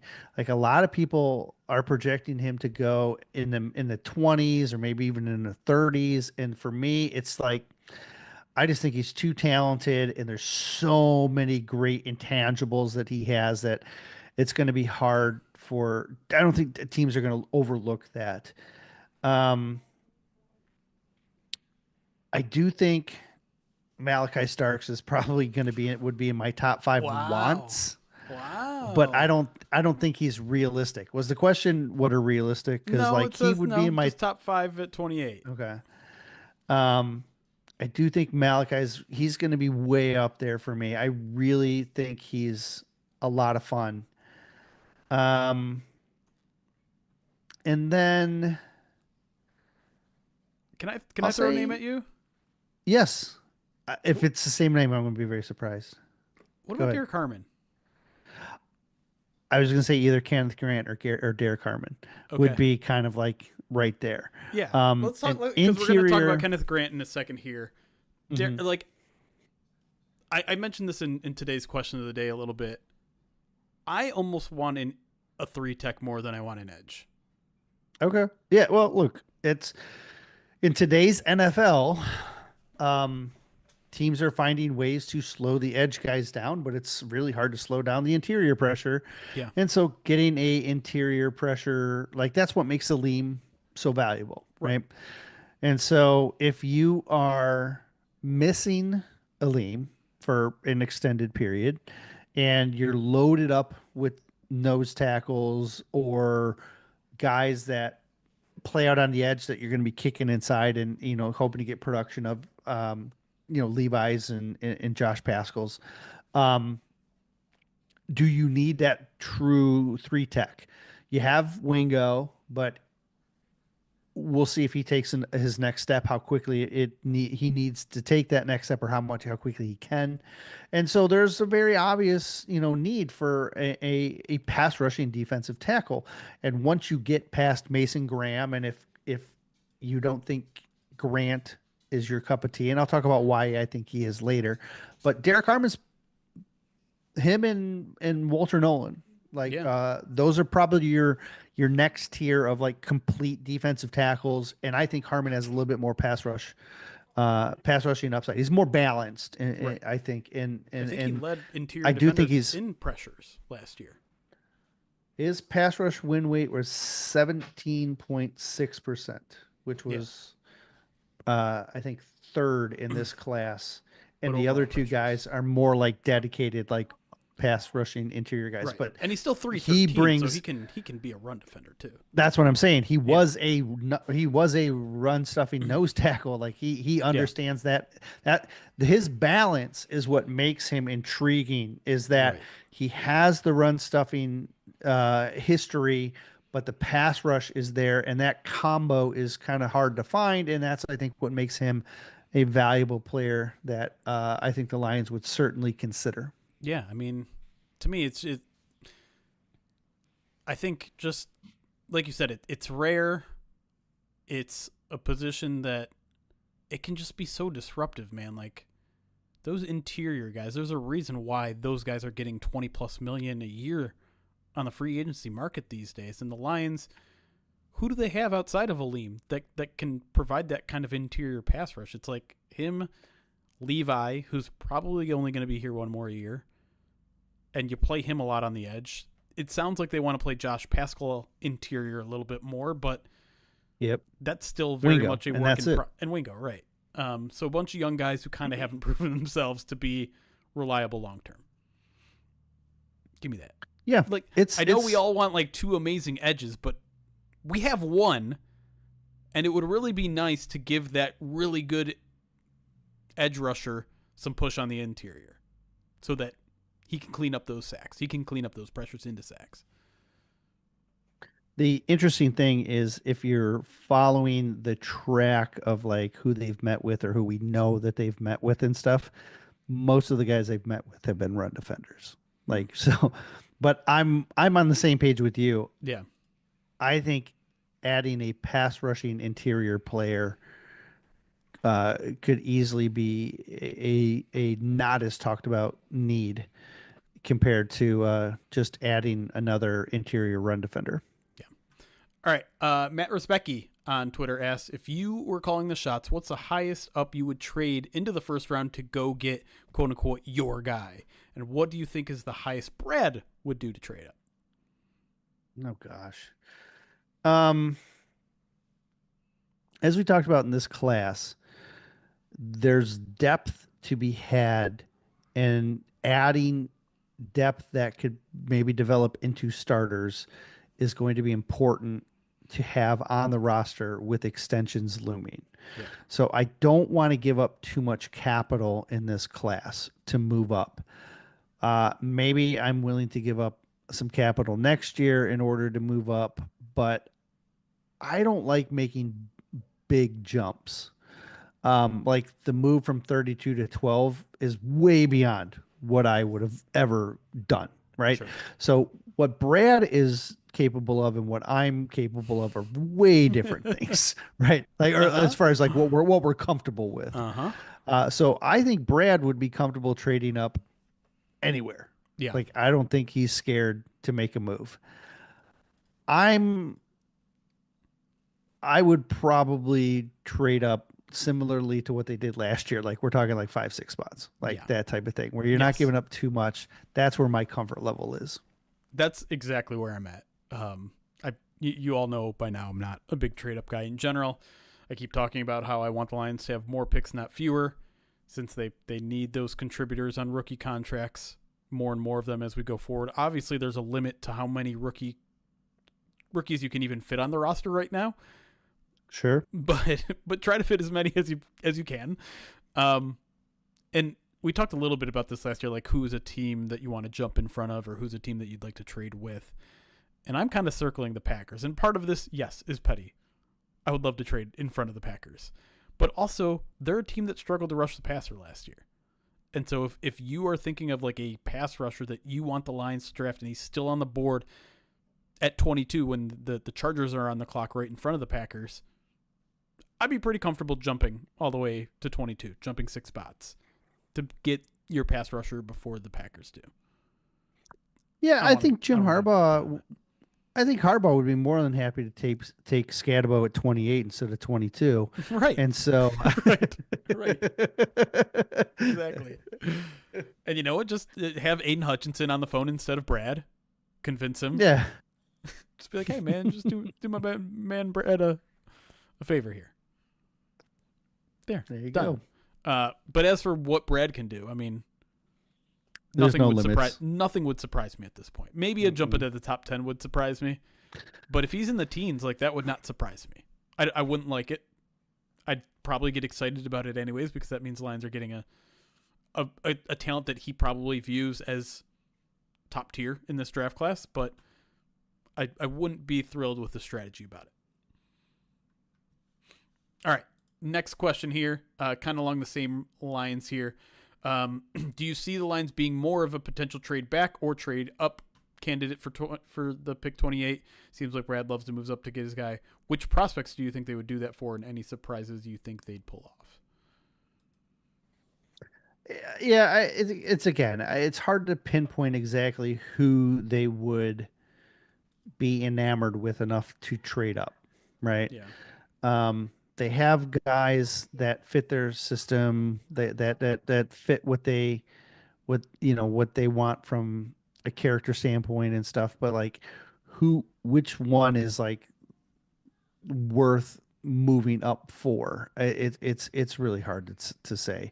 A lot of the guys that we just talked about in answering the last question. I do think trading back is realistic, especially if the guy that if the first tier of players is gone and Brad's sitting at in the top half of those tier 2 guys. I absolutely see him trading back to get some more capital so that he could move around at other points. Yeah, and we were just talking in our break about how valuable day 2 of the draft might be, and so to load up on some extra draft capital in round 1 or round 2 seems like it would be a pretty sound strategy in getting more of those kind of guys that are going to be contributors but might not be starters right away. You got to remember this is a really competitive roster, and that getting a day 1 starter on this roster is not going to be easy, no matter what position you're picking. And so it's not unheard of, and I would certainly like it if the Lions, maybe they trade completely out of the first round and suddenly now you have an early round 2 pick, maybe obviously you still have your late round 2 pick. Maybe you pick up an early round 3 pick, and then you have the late round 3 pick. You have 4 picks of guys that are probably going to be somewhat contributors in year 1 and obviously have starting potential in the future. One of the things that Brad likes to do is to acquire later round picks and then combine those picks True. with another one of his picks to move up to get a guy. Yep. Like he did with Broderick Martin, like he did with Derek Barnes, like he's shifting back and acquiring a couple like guys. Like he's not going to, if he's picking up 5th and 6th rounders, he's not going to pick at those spots with the roster being where Brian it Branch, is. right? So Brian Branch was right. You trade back, get assets, go up and get Brian Branch. Exactly. And so I could absolutely see him gaining some of those capital and then just being like, we're going to couple 4 day 3 picks and just move up into a spot where we can get one contributor. All right. Next question comes from Travis Allen, who may or may not be a Michigan fan. I'm just speculating here. He asked, how would you feel about how would you grade a 1st and 2nd round selection of Kenneth Grant in the 1st, Josiah Stewart in the 2nd? Grant in the 1st would be a win for me. I would give that an A. I think Grant is one of the best run stuffing nose tackles in this class. I think he's the best nose tackle in this class. I think he's one of the best run stuffers, at least in the top, I don't know, 3 to 5, I'd say for certain. And their pass rushing element to his game is not refined, but there's traces of it, which is kind of a Liam-esque in that you may not see it in a year 1, or, you'll start to see more sprinkles of it as he develops. But then by year 3, you're like, how in the world is this 330-pound nose tackle pass rushing the way that he is? And so Grant is just this immovable object in the middle. They don't have a long-term solution at nose tackle, and they're going to want that. You're drafting for the future. I think Grant could give you some flexibility and enough pass rush, at least sprinkles of it, that we could do. You could see him contribute in year 1 enough that they could feel comfortable with what they have. So I'd be totally fine with Kenneth Grant. I think that combination of short-term need plus long-term need is why he is right up there with Derek Harmon on my list of wants at the defensive tackle spot. Those are after Mason Graham, those are my next 2 guys. So Josiah, it's a little bit trickier. All right. Let me first point out, I love him. I love him as a player. I've been talking about him for a year and a half now. But every time I've been asked about him previously, I have said his lack of height and arm length are going to cause him to be drafted later than he probably should. And it's kind of similar to David Walker that we talked about in the break, right? The lack of height and the lack of arm length are going to set him back on what he can do, which means he's not going to be a guy that starts on the edge for you. He's going to be more of a piece that can rotate in, a guy that can play at the Sam, a guy that can rotate, a guy that you can move into different spots. And I think that's a massive weapon. Then when you add in all of his character traits, his leadership skills, like those are off the charts. Like he's going to score way high on our grit index. Like he's going to be way up there because he does a lot. And they've met with him a lot, unsurprisingly, as well. So there's at least some interest. Now, I don't know if he'd be there at 102, but I also don't know if you take him at 60. I would. I might be okay with it. Yeah, he's in there. He's in that 60 to 80 range for me. So like, maybe if you start moving around and stuff like that, maybe it's a little bit easier to justify. But I like when I look at day 2 guys, I'm looking at guys that have starter potential, and I don't think he can be a starter potential with his physical just limitations. Yeah. Look, I've been saying he's a day 3 prospect because of that. but he played so well this past year and showed what his potential really is. Like now he's a third rounder in my book that you could maybe justify taking at 60 because that's pretty close to being in the third round anyways. But I kind of like him in that 60 to 80 range. I'd be okay, but not blown away. I really like him as a player though, and I think he fits what they want. His pass rush win rate on your draft board is 27.7%, which is like 5% higher than anybody else, which is it's lunacy. Absolutely nutty. Yeah, he's so good. There are some questions though, and I think we've had this question a couple times about his production and how it relates to the help that he's getting. The fact that he has two interior defenders that are drawing a lot of attention in Kenneth Grant, in Mason Graham, which I mean it's certainly has to be part of the formula that when you talk about him. But I think with numbers that nutty, you're doing a disservice by saying like, oh, it's just because of his interior rushers. Right. But okay, do you see my comp for him is Ojulari, which is he's edge 3, but highly productive and productive enough that he's basically giving you like kind of starter level reps, but he's not that every down guy that you're relying on. Right.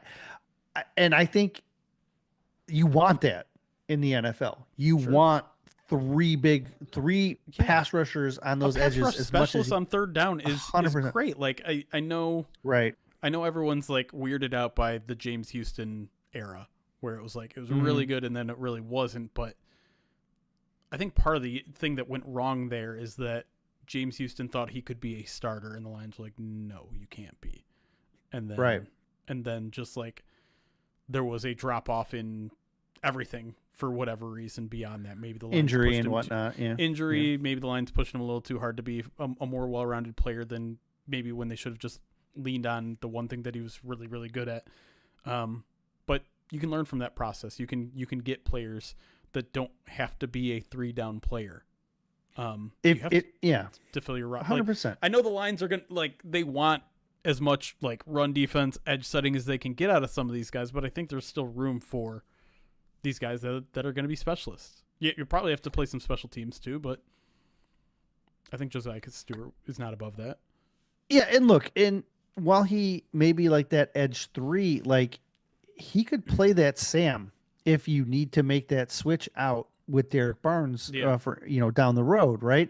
If you're like, hey, I got to move Derek Barnes over to Will and I need somebody to play edge, like he can play the edge and he can be like your pass, like he can do both those things, and he can alter how you utilize that Sam linebacker role because now he's on the field 50% of the time. You know what I mean? So I like him. It feels like 60's rich, but again, I look at where they're picking as the next round anyways. So technically I'd be okay with both those. I think both are really good players. But yeah, he's the best place he's going to start would he'd be a Sam starter is what he would be. But that's again, down the road. For some reason, I have a little bit more trouble with Kenneth Grant with the first round pick. And it's just like it's a little bit of a needs. Like how hard are we just gonna attack this nose tackle position? We're gonna get DJ Reader, then we're gonna invest in a relatively expensive nose tackle too this year. And you're right, like nose tackle remains a long-term need, right? They might not have any nose tackles on the roster by next year because Broderick Martin is another guy that's in the room by every sense of that phrase. He's in the room. And I agree with you that there's pass rush upside there, and maybe he develops into an Aleem McNeil, BJ Raji type, whatever you want to throw in there. But I don't quite see it yet. And the Lions they're afforded that opportunity where they can wait. They don't have to play him a bunch this year, but I just feel like you can get a little bit more value in the interim at a different position, maybe with a different player. But I get it. I see the vision there. It's a little bit of a harder sell for me. Anyways, 2 more questions here. This one comes from Sal. Says, what positions are top heavy in talent this draft? When do you think we'll see a run on a particular position that could impact the Lions' draft plans? Defensive line, you're going to see runs on those guys early, both interior and edge. Um, I don't think you're going to see a run on offensive line early, but there's a distinct possibility that one comes a little later, like at the end of the first, beginning of the second, you could see a bit of a run on those types of guys. Yeah. But if you're talking early in the draft, defensive line is going to be where it's at. You're talking about on my particular board, maybe 4 interior defensive tackles that could be drafted before the Lions are on the clock, and then another 6 or 7 edge rushers that are all potential players that could get drafted before the Lions are on the clock. Now, all 11 of those guys aren't going. That's not right. the way it's going to work. But I think there's 10 or 11 guys, defensive linemen, that have a potential to all go before the Lions pick. And so that's why I keep kind of leaning towards them going that direction, because I think the talent is there, and I think they're going to fly off the board. And when they do fly off the board, you're not going to have a lot of choices as well rounded in the second round as you would at 28. Right.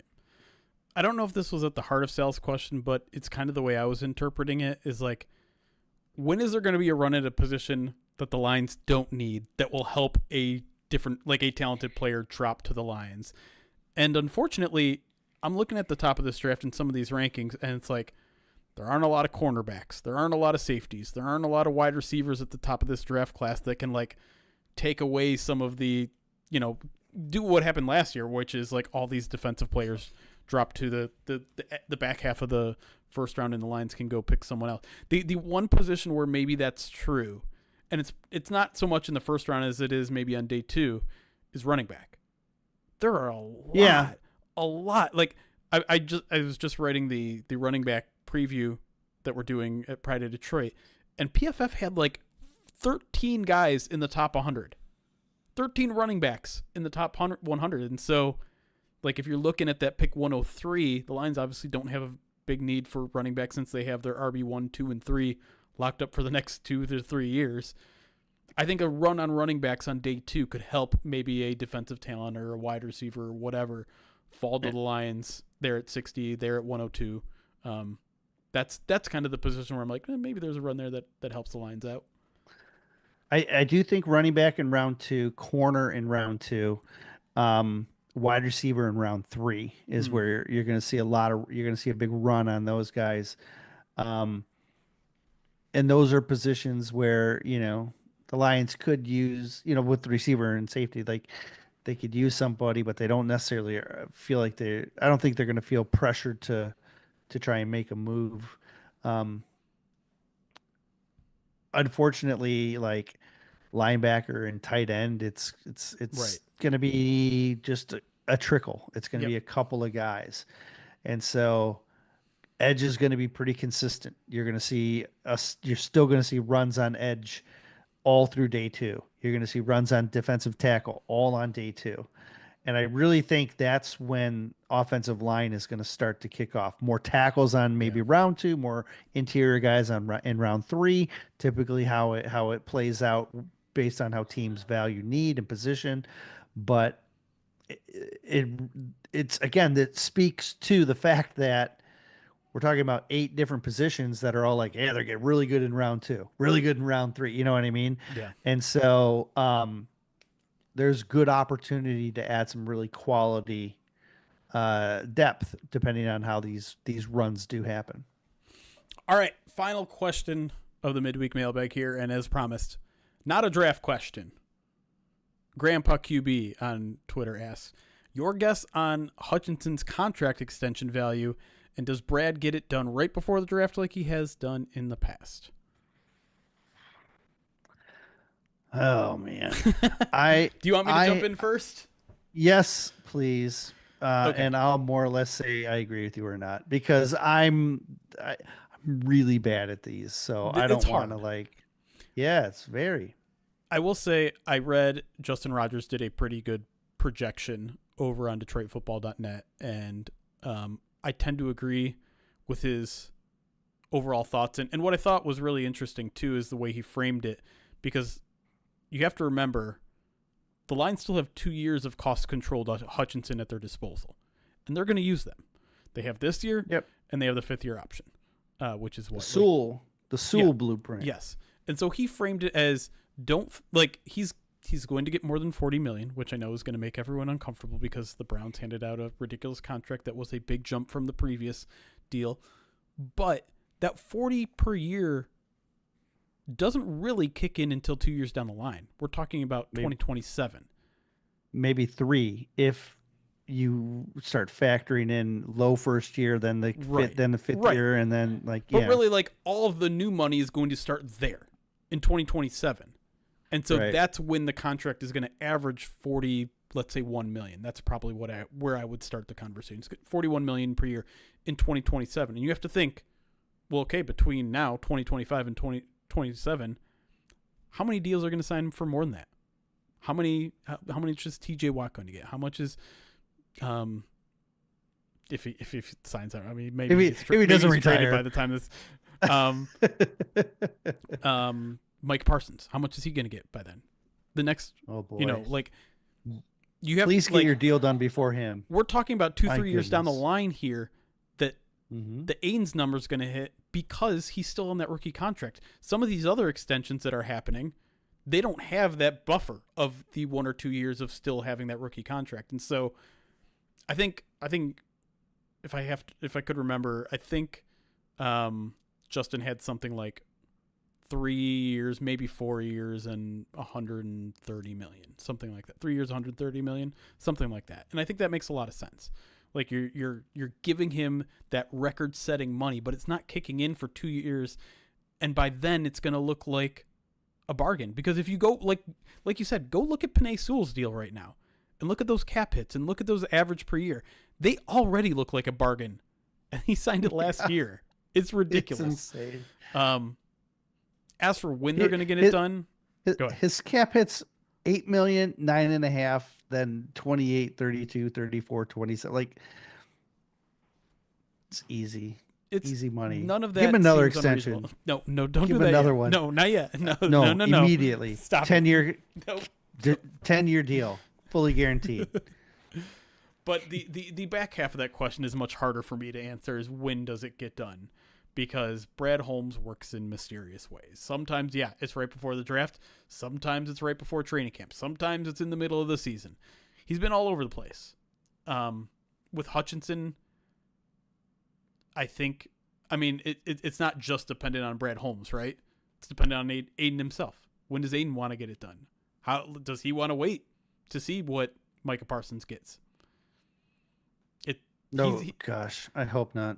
We have literally already heard Brad Holmes say, "Listen, man, this thing takes 2 to tango," and so I don't know if that's a sign that Hutchinson is taking this along a little slowly.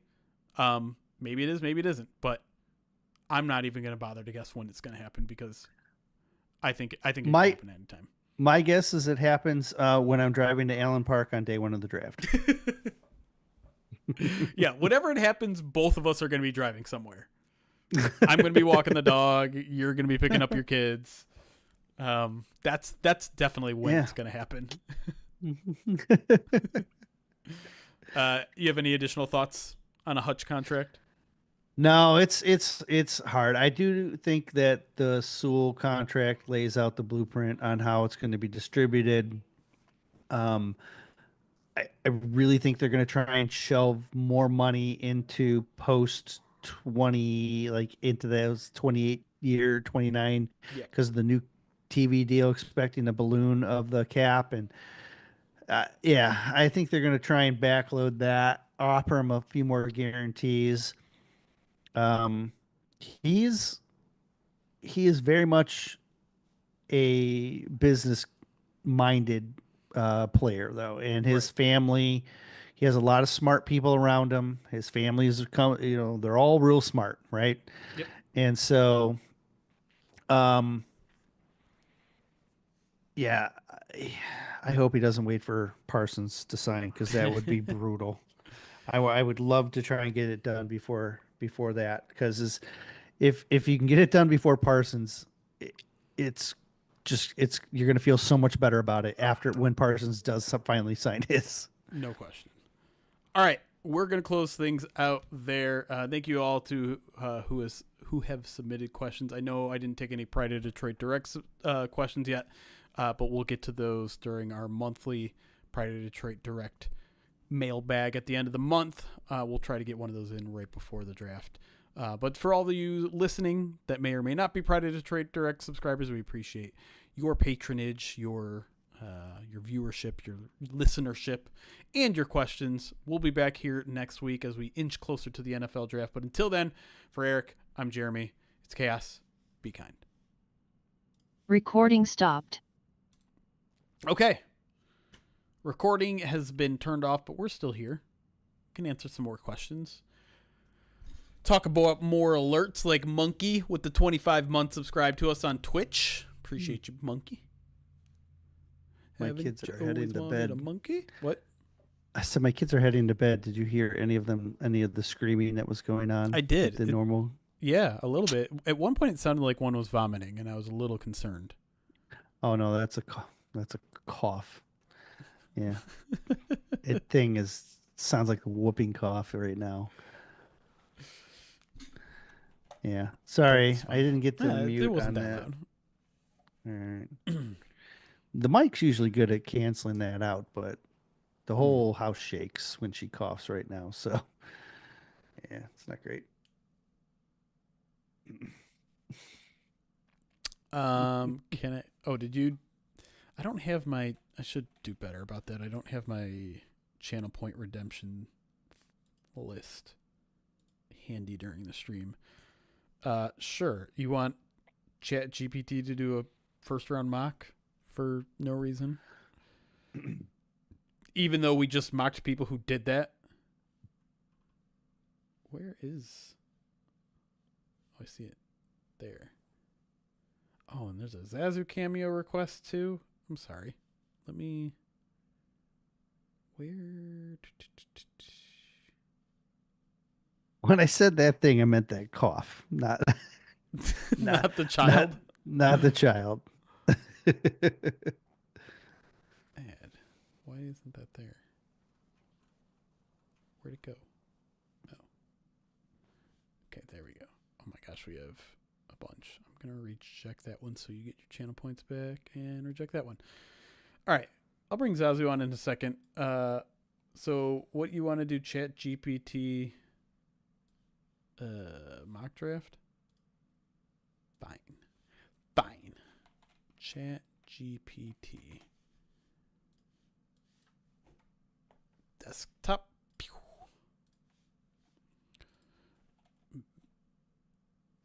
Was it just one round? We're just going to do one round.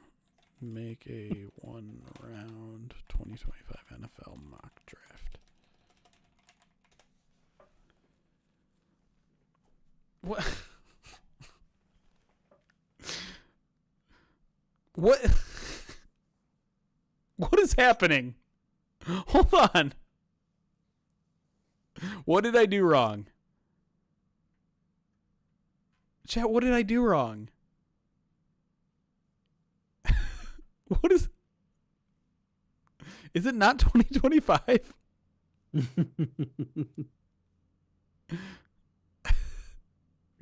What? Chat GPT so reliable. Trey Hendrickson.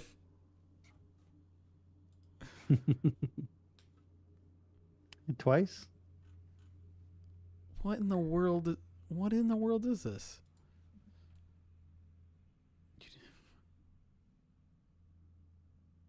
Yeah. Do a 2025 NFL mock draft. No, leave me alone. Okay.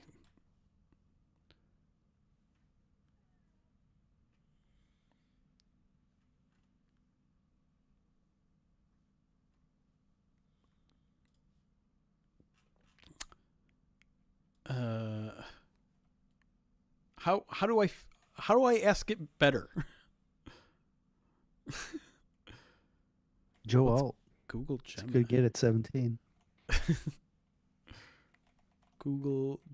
I don't know. I've never used Google Gemini, but I'll try it. Do a 2025 NFL mock draft.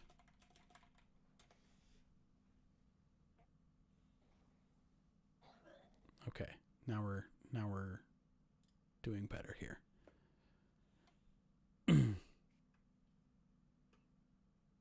Okay. Okay, all these look reasonable. Oh, what's that?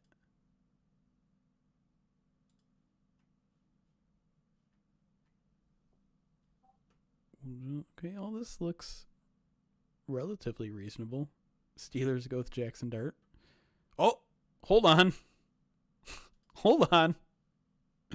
What happened here? Trade up. Apparently the line just traded up to go get Walter Nolan. How'd you feel about that? When I started the draft process, I actually had Nolan as my DT2. I really liked him. What happened here? Now we just got different languages. Wait, you think that's a heck of a pick by Washington. Smile. Yeah, We talked a little bit about him on. I like him a ton. He's great coverage, great coverage guy, but it's a little early. Like, what?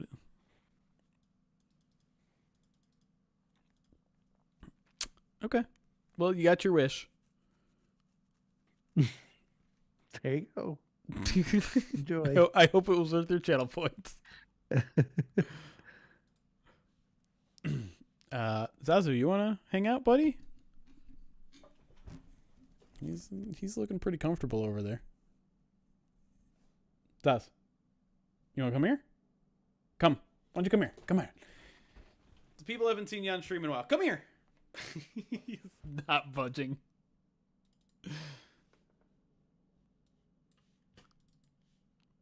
Zazu, come here, buddy. Come here. Come on. Come. You can do it. Yeah. There you go. Come here. All the way up. All the way up. Good boy. Ugh. Come here. 1, 2, 3.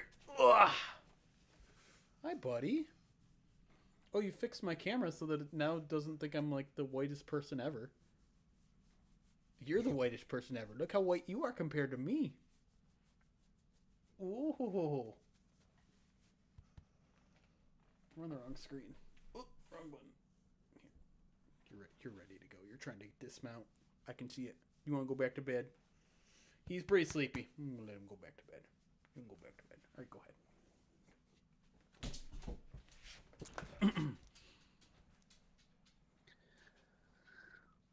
Oh. Okay. Do you feel that Brad will try to cultivate the roster to the point they begin to create compensatory picks? I don't think... long term. They're not there yet, but I think long term that'd be great. I don't think they're going to intentionally do that, though. No. Like, it'll happen as a byproduct of having to let people go. But I don't think, like, this idea that they're going to play the compensatory pick game, I think I think they're... Like, I think their strategy is going to continue to be what it was this year, which is re-sign their own players, and when they can't, try to find someone that can replace them. Because I think a lot of people thought, like, this year, oh my God, they re-signed so many of their own players. Certainly they're going to get some compensatory picks. Well, it didn't really play out that way. Because, I mean, what's really weird to me with the whole formula, and it's not official, and you know, it could be a little bit different depending on how things play out, but like, most of Kevin Zeitler got wiped out by Grant Stewart and Lopez. I'm just like, that does not feel like a even balance. But we'll see how it plays out.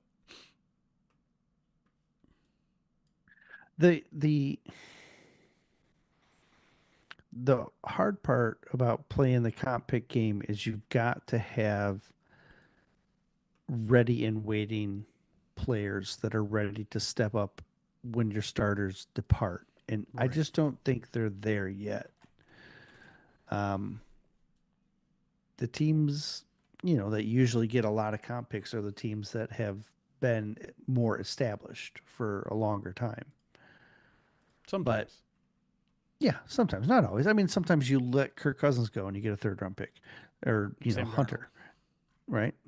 Sam Darnold, They he got better they're not get getting a much for they that. are getting the highest comp pick according That's to Over the Cap for lose. s- What stupid Seahawks. the Vikings getting a third and a fifth this year is wild to me, because they signed like two ginormous contracts in Will Freeze and Ryan Kelly, but because they the Ryan Kelly deal is getting canceled out by Daniel Jones, a dude they added late last year.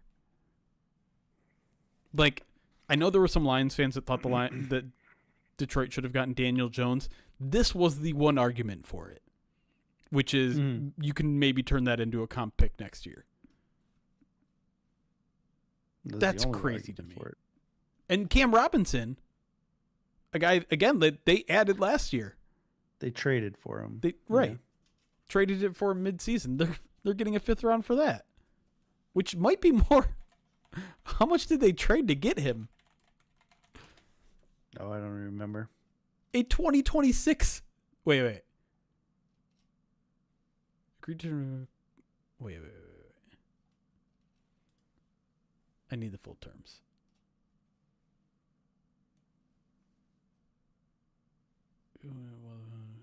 A 2026 fifth round. So they essentially got it back. Maybe. I mean, it's not a straight 1-to-1, but that's frustrating to me that they were just able to let's pick up this left tackle that's going to start for us immediately, get more than a half a season out of him, and let him walk when our left tackle is healthy again and get basically the draft compensation back. Like, that's who was the former first round pick that the Lions got when Taylor Decker got injured? That just kind of sucked. You know what I'm talking about? I think he was a former Ram. He was a Rams bust for sure. Robinson, wasn't it Robinson? It's not the same Cam. It's not Cam Robinson. No, right? no. It's God, what was his name? Greg Robinson. Good job, chat. I wish Greg Robinson would have worked like that. You get a half a season out of him, he's fine. Then you let him hit free agency and you get a. Yeah. Anyways. Stop using ChatGPT. We just showed why it doesn't work. But you're also right. They did get a seventh in return as well.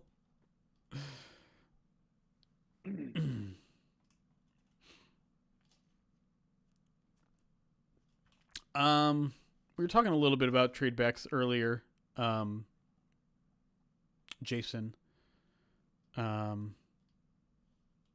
obviously depends how far you trade back, but I mean, if you go from, I don't know, let's say 28 to 38, trying to do the quick math there, you could get a third round pick for that. Pick up a mid to late third round pick, moving back 10 spots. I think I'd be. Got to find the right patsy that's desperate for something. True. Right. It always takes a couple. Two to tango. Trade with the Raiders. They got a new GM. The one that's based on 3,000. Which chart is that? That's the Rich Hill one? I believe. A trade back 10 spots from 28 to 38 does not get you much. That gets you more like a sixth-round pick. Sorry. 3,000 is Fitzgerald and Spellberger. Okay. Yeah, so if you use the other one, it's about a third to late round pick. Mid to late third round pick. If you use the Spielberger one, it's basically a sixth round pick. To move back 10 spots. Not the Jimmy Johnson. That's not even on his chart.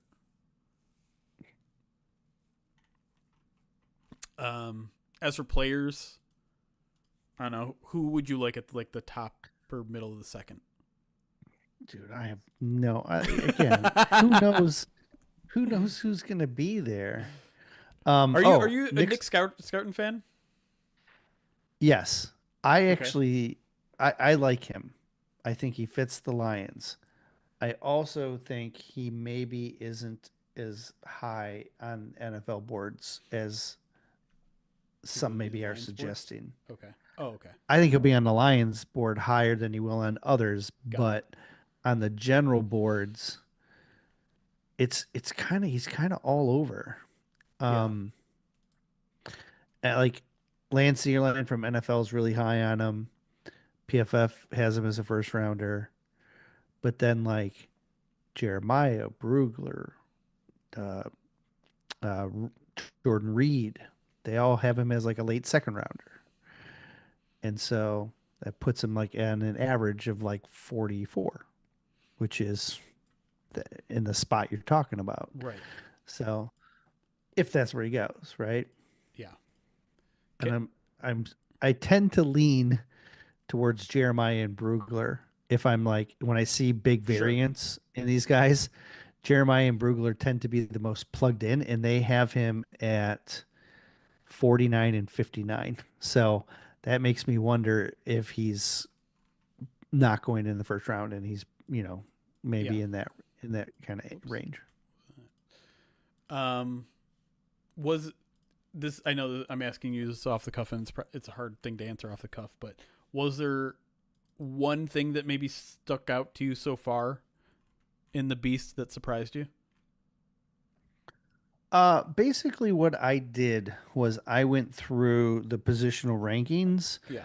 and then um kind of like looked at how they matched my board. Yeah. And I think for the most part, there were some guys that I had much higher that he met. Yeah. Like I had Sanker as a third rounder.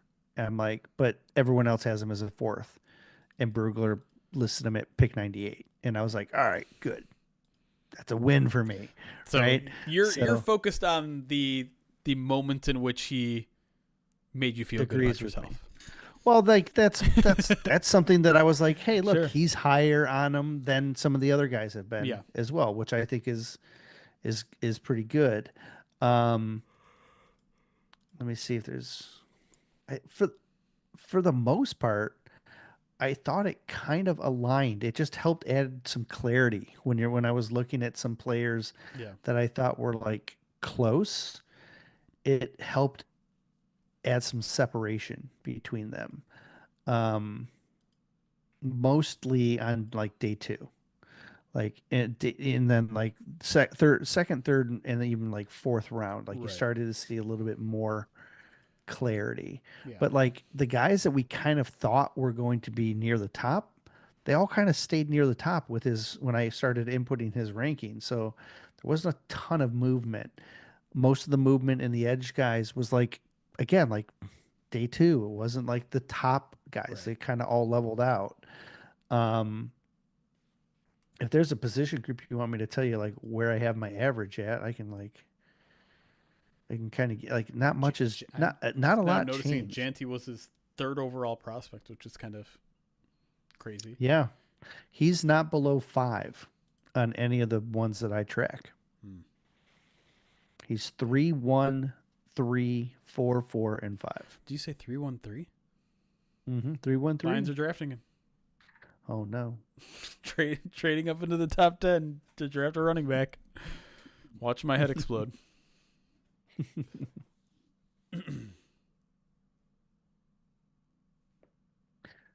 That's the thing with Dane's board is I feel like he always helps.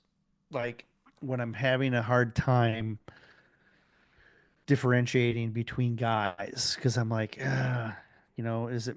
I like this guy a little bit more, or these two guys. I'm kind of stuck. I don't know which He's your where to tiebreaker. kind of separate them.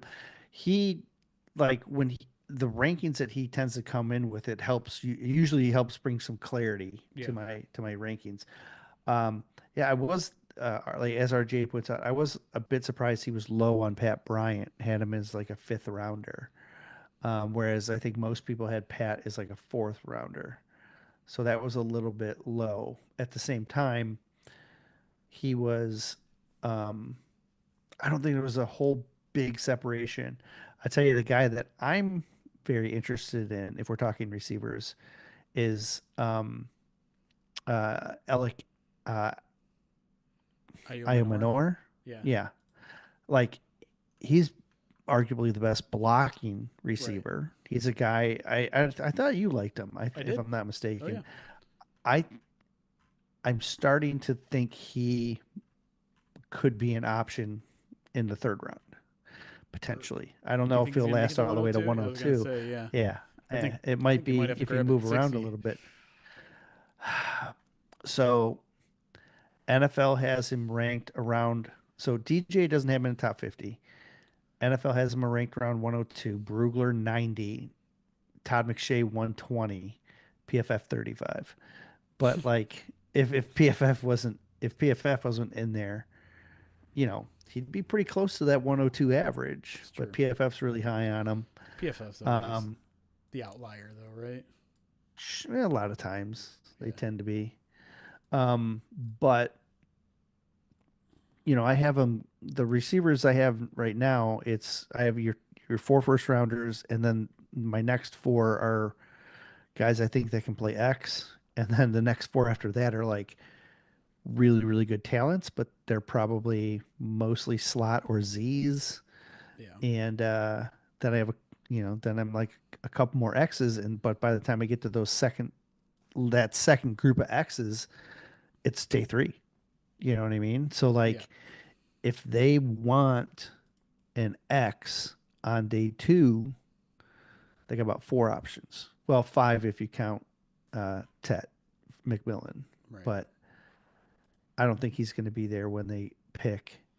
And so you're talking Jaden Higgins, Iomanor, Trey Harris, Jack Beck. Those are kind of like Besh.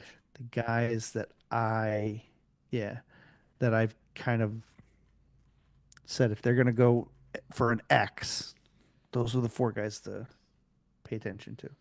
What are your thoughts on Tesla? Because I see a lot of people talking about him now because the Lions visited him or whatever, or he was Yeah, at the local pro day or whatever. he's local, or we're not local. He's from Hudsonville, Right. so it's a couple hours away.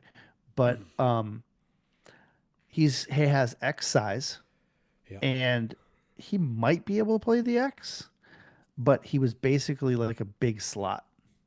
Right. But he is 6'3" and a half, 215. He runs fast, He's and super athletic. yep.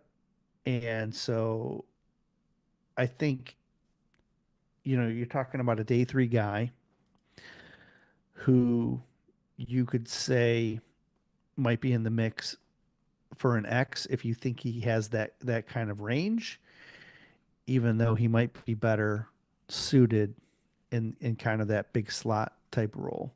Yeah. A couple people I've talked to like him that say he has it. Some others say no. Um, for me on day three, Torrey Horton, Pat Bryant, I think uh, Tesla, Brew McCoy, and those are like the guys I've kind of flagged that I'm Yeah. paying attention to. If again, talking about X's, Right. and who knows with them going younger, who knows what they could do? They could go all over the place. True. They want to get younger at the position. Says Dan Mm-hmm. Campbell.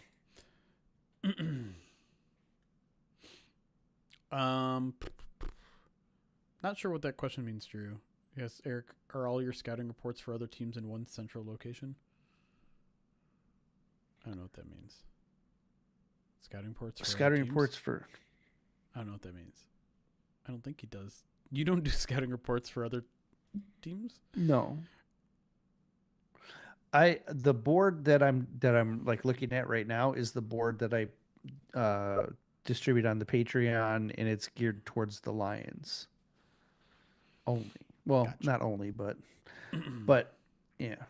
I use the rankings from like different analysts, but then Yeah. where I move them, I do that just to kind of show people like what the other analysts, and I pick ones that I Dan like. Jeremiah, Zerloin, Brugler. Who's Reed? I don't know who Reed is. Jordan Reed of Reed. ESPN. PFF. I like Jordan better than I like Kuiper or Miller or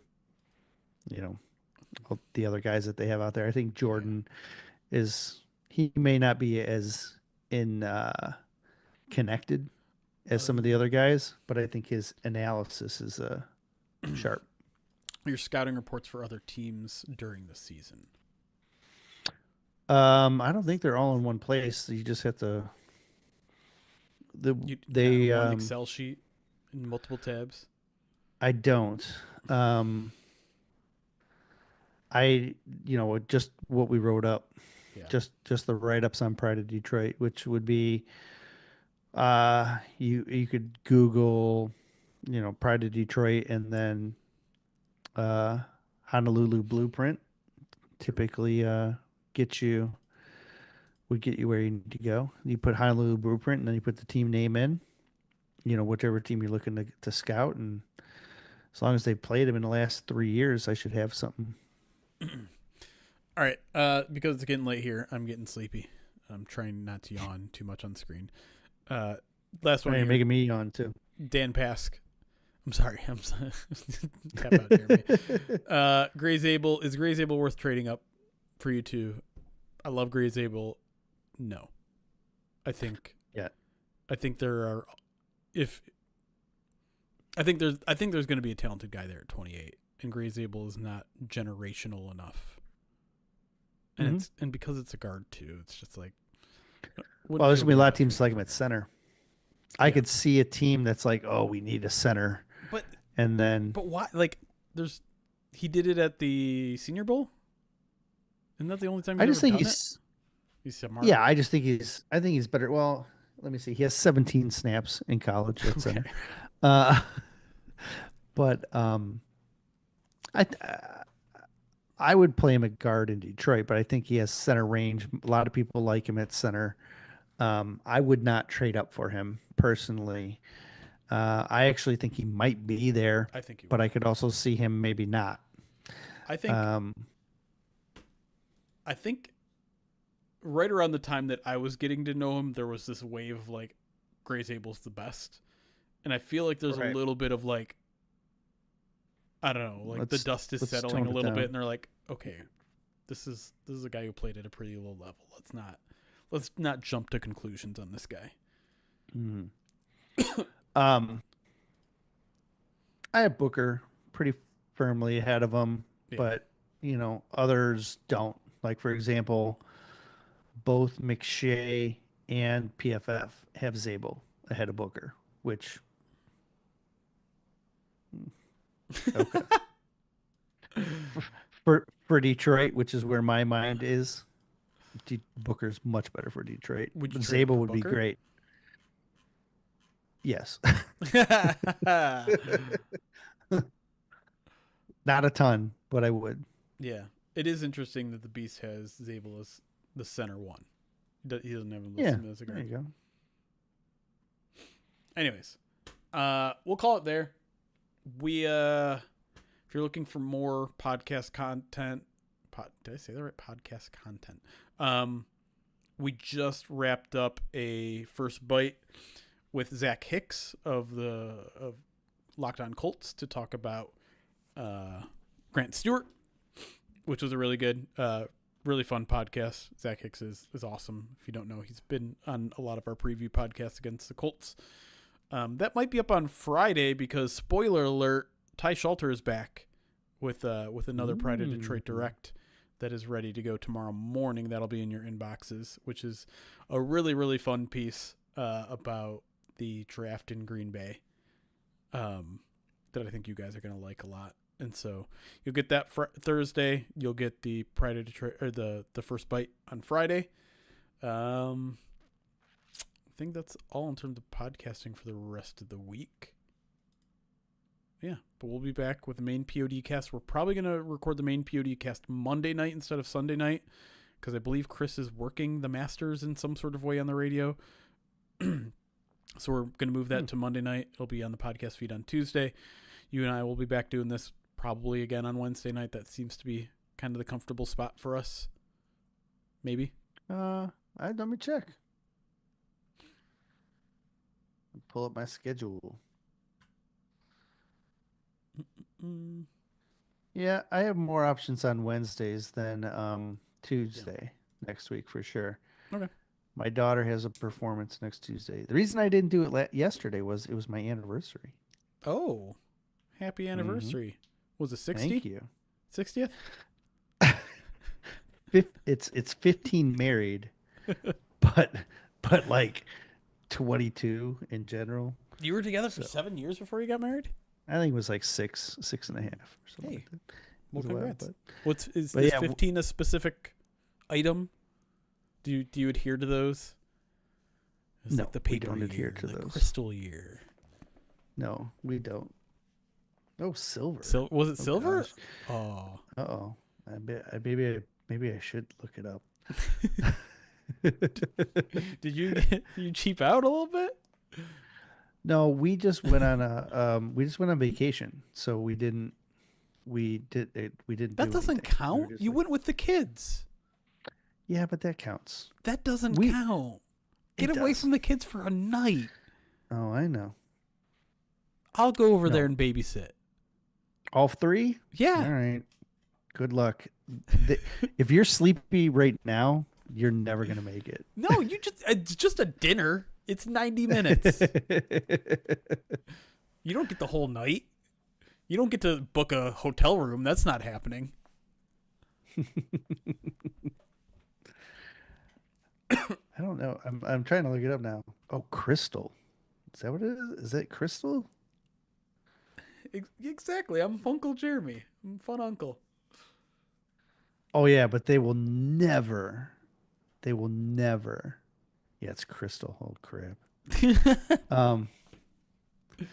They'll never what? Let me go? Yeah, man, they will never leave you alone. They won't listen to you. They'll just be like, Jeremy's here. Let's just stay up and play with the dog. And yeah. That's fine. Zazu will have a blast. Eat all of the food that they're trying to eat. Anyways, I think it's time to get out of here. Appreciate all you guys hanging around. Love our live audience. Makes this a lot more fun. And yeah, if you haven't already, if you're on YouTube, make sure you're following us on Twitch. If you're on Twitch, hey, go follow us on YouTube. There's a bunch of native YouTube content. Listen, it's worth your while to be subscribed to us on both. Because on Twitch means you can participate in polls, in betting. You can use channel points to make us show our dog or use ChatGPT or whatever. If you're not subscribed on YouTube, you don't have to deal with ads during your live stream. 2, it's a whole bunch of native content over there. Miko and Morgan do a ton of awesome stuff. I know someone said they really liked the video with Ryan this week where they were talking about trading up and trading down.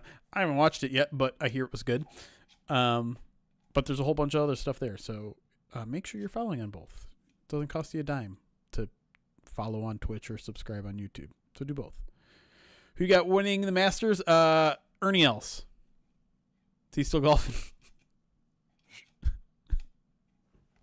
No idea.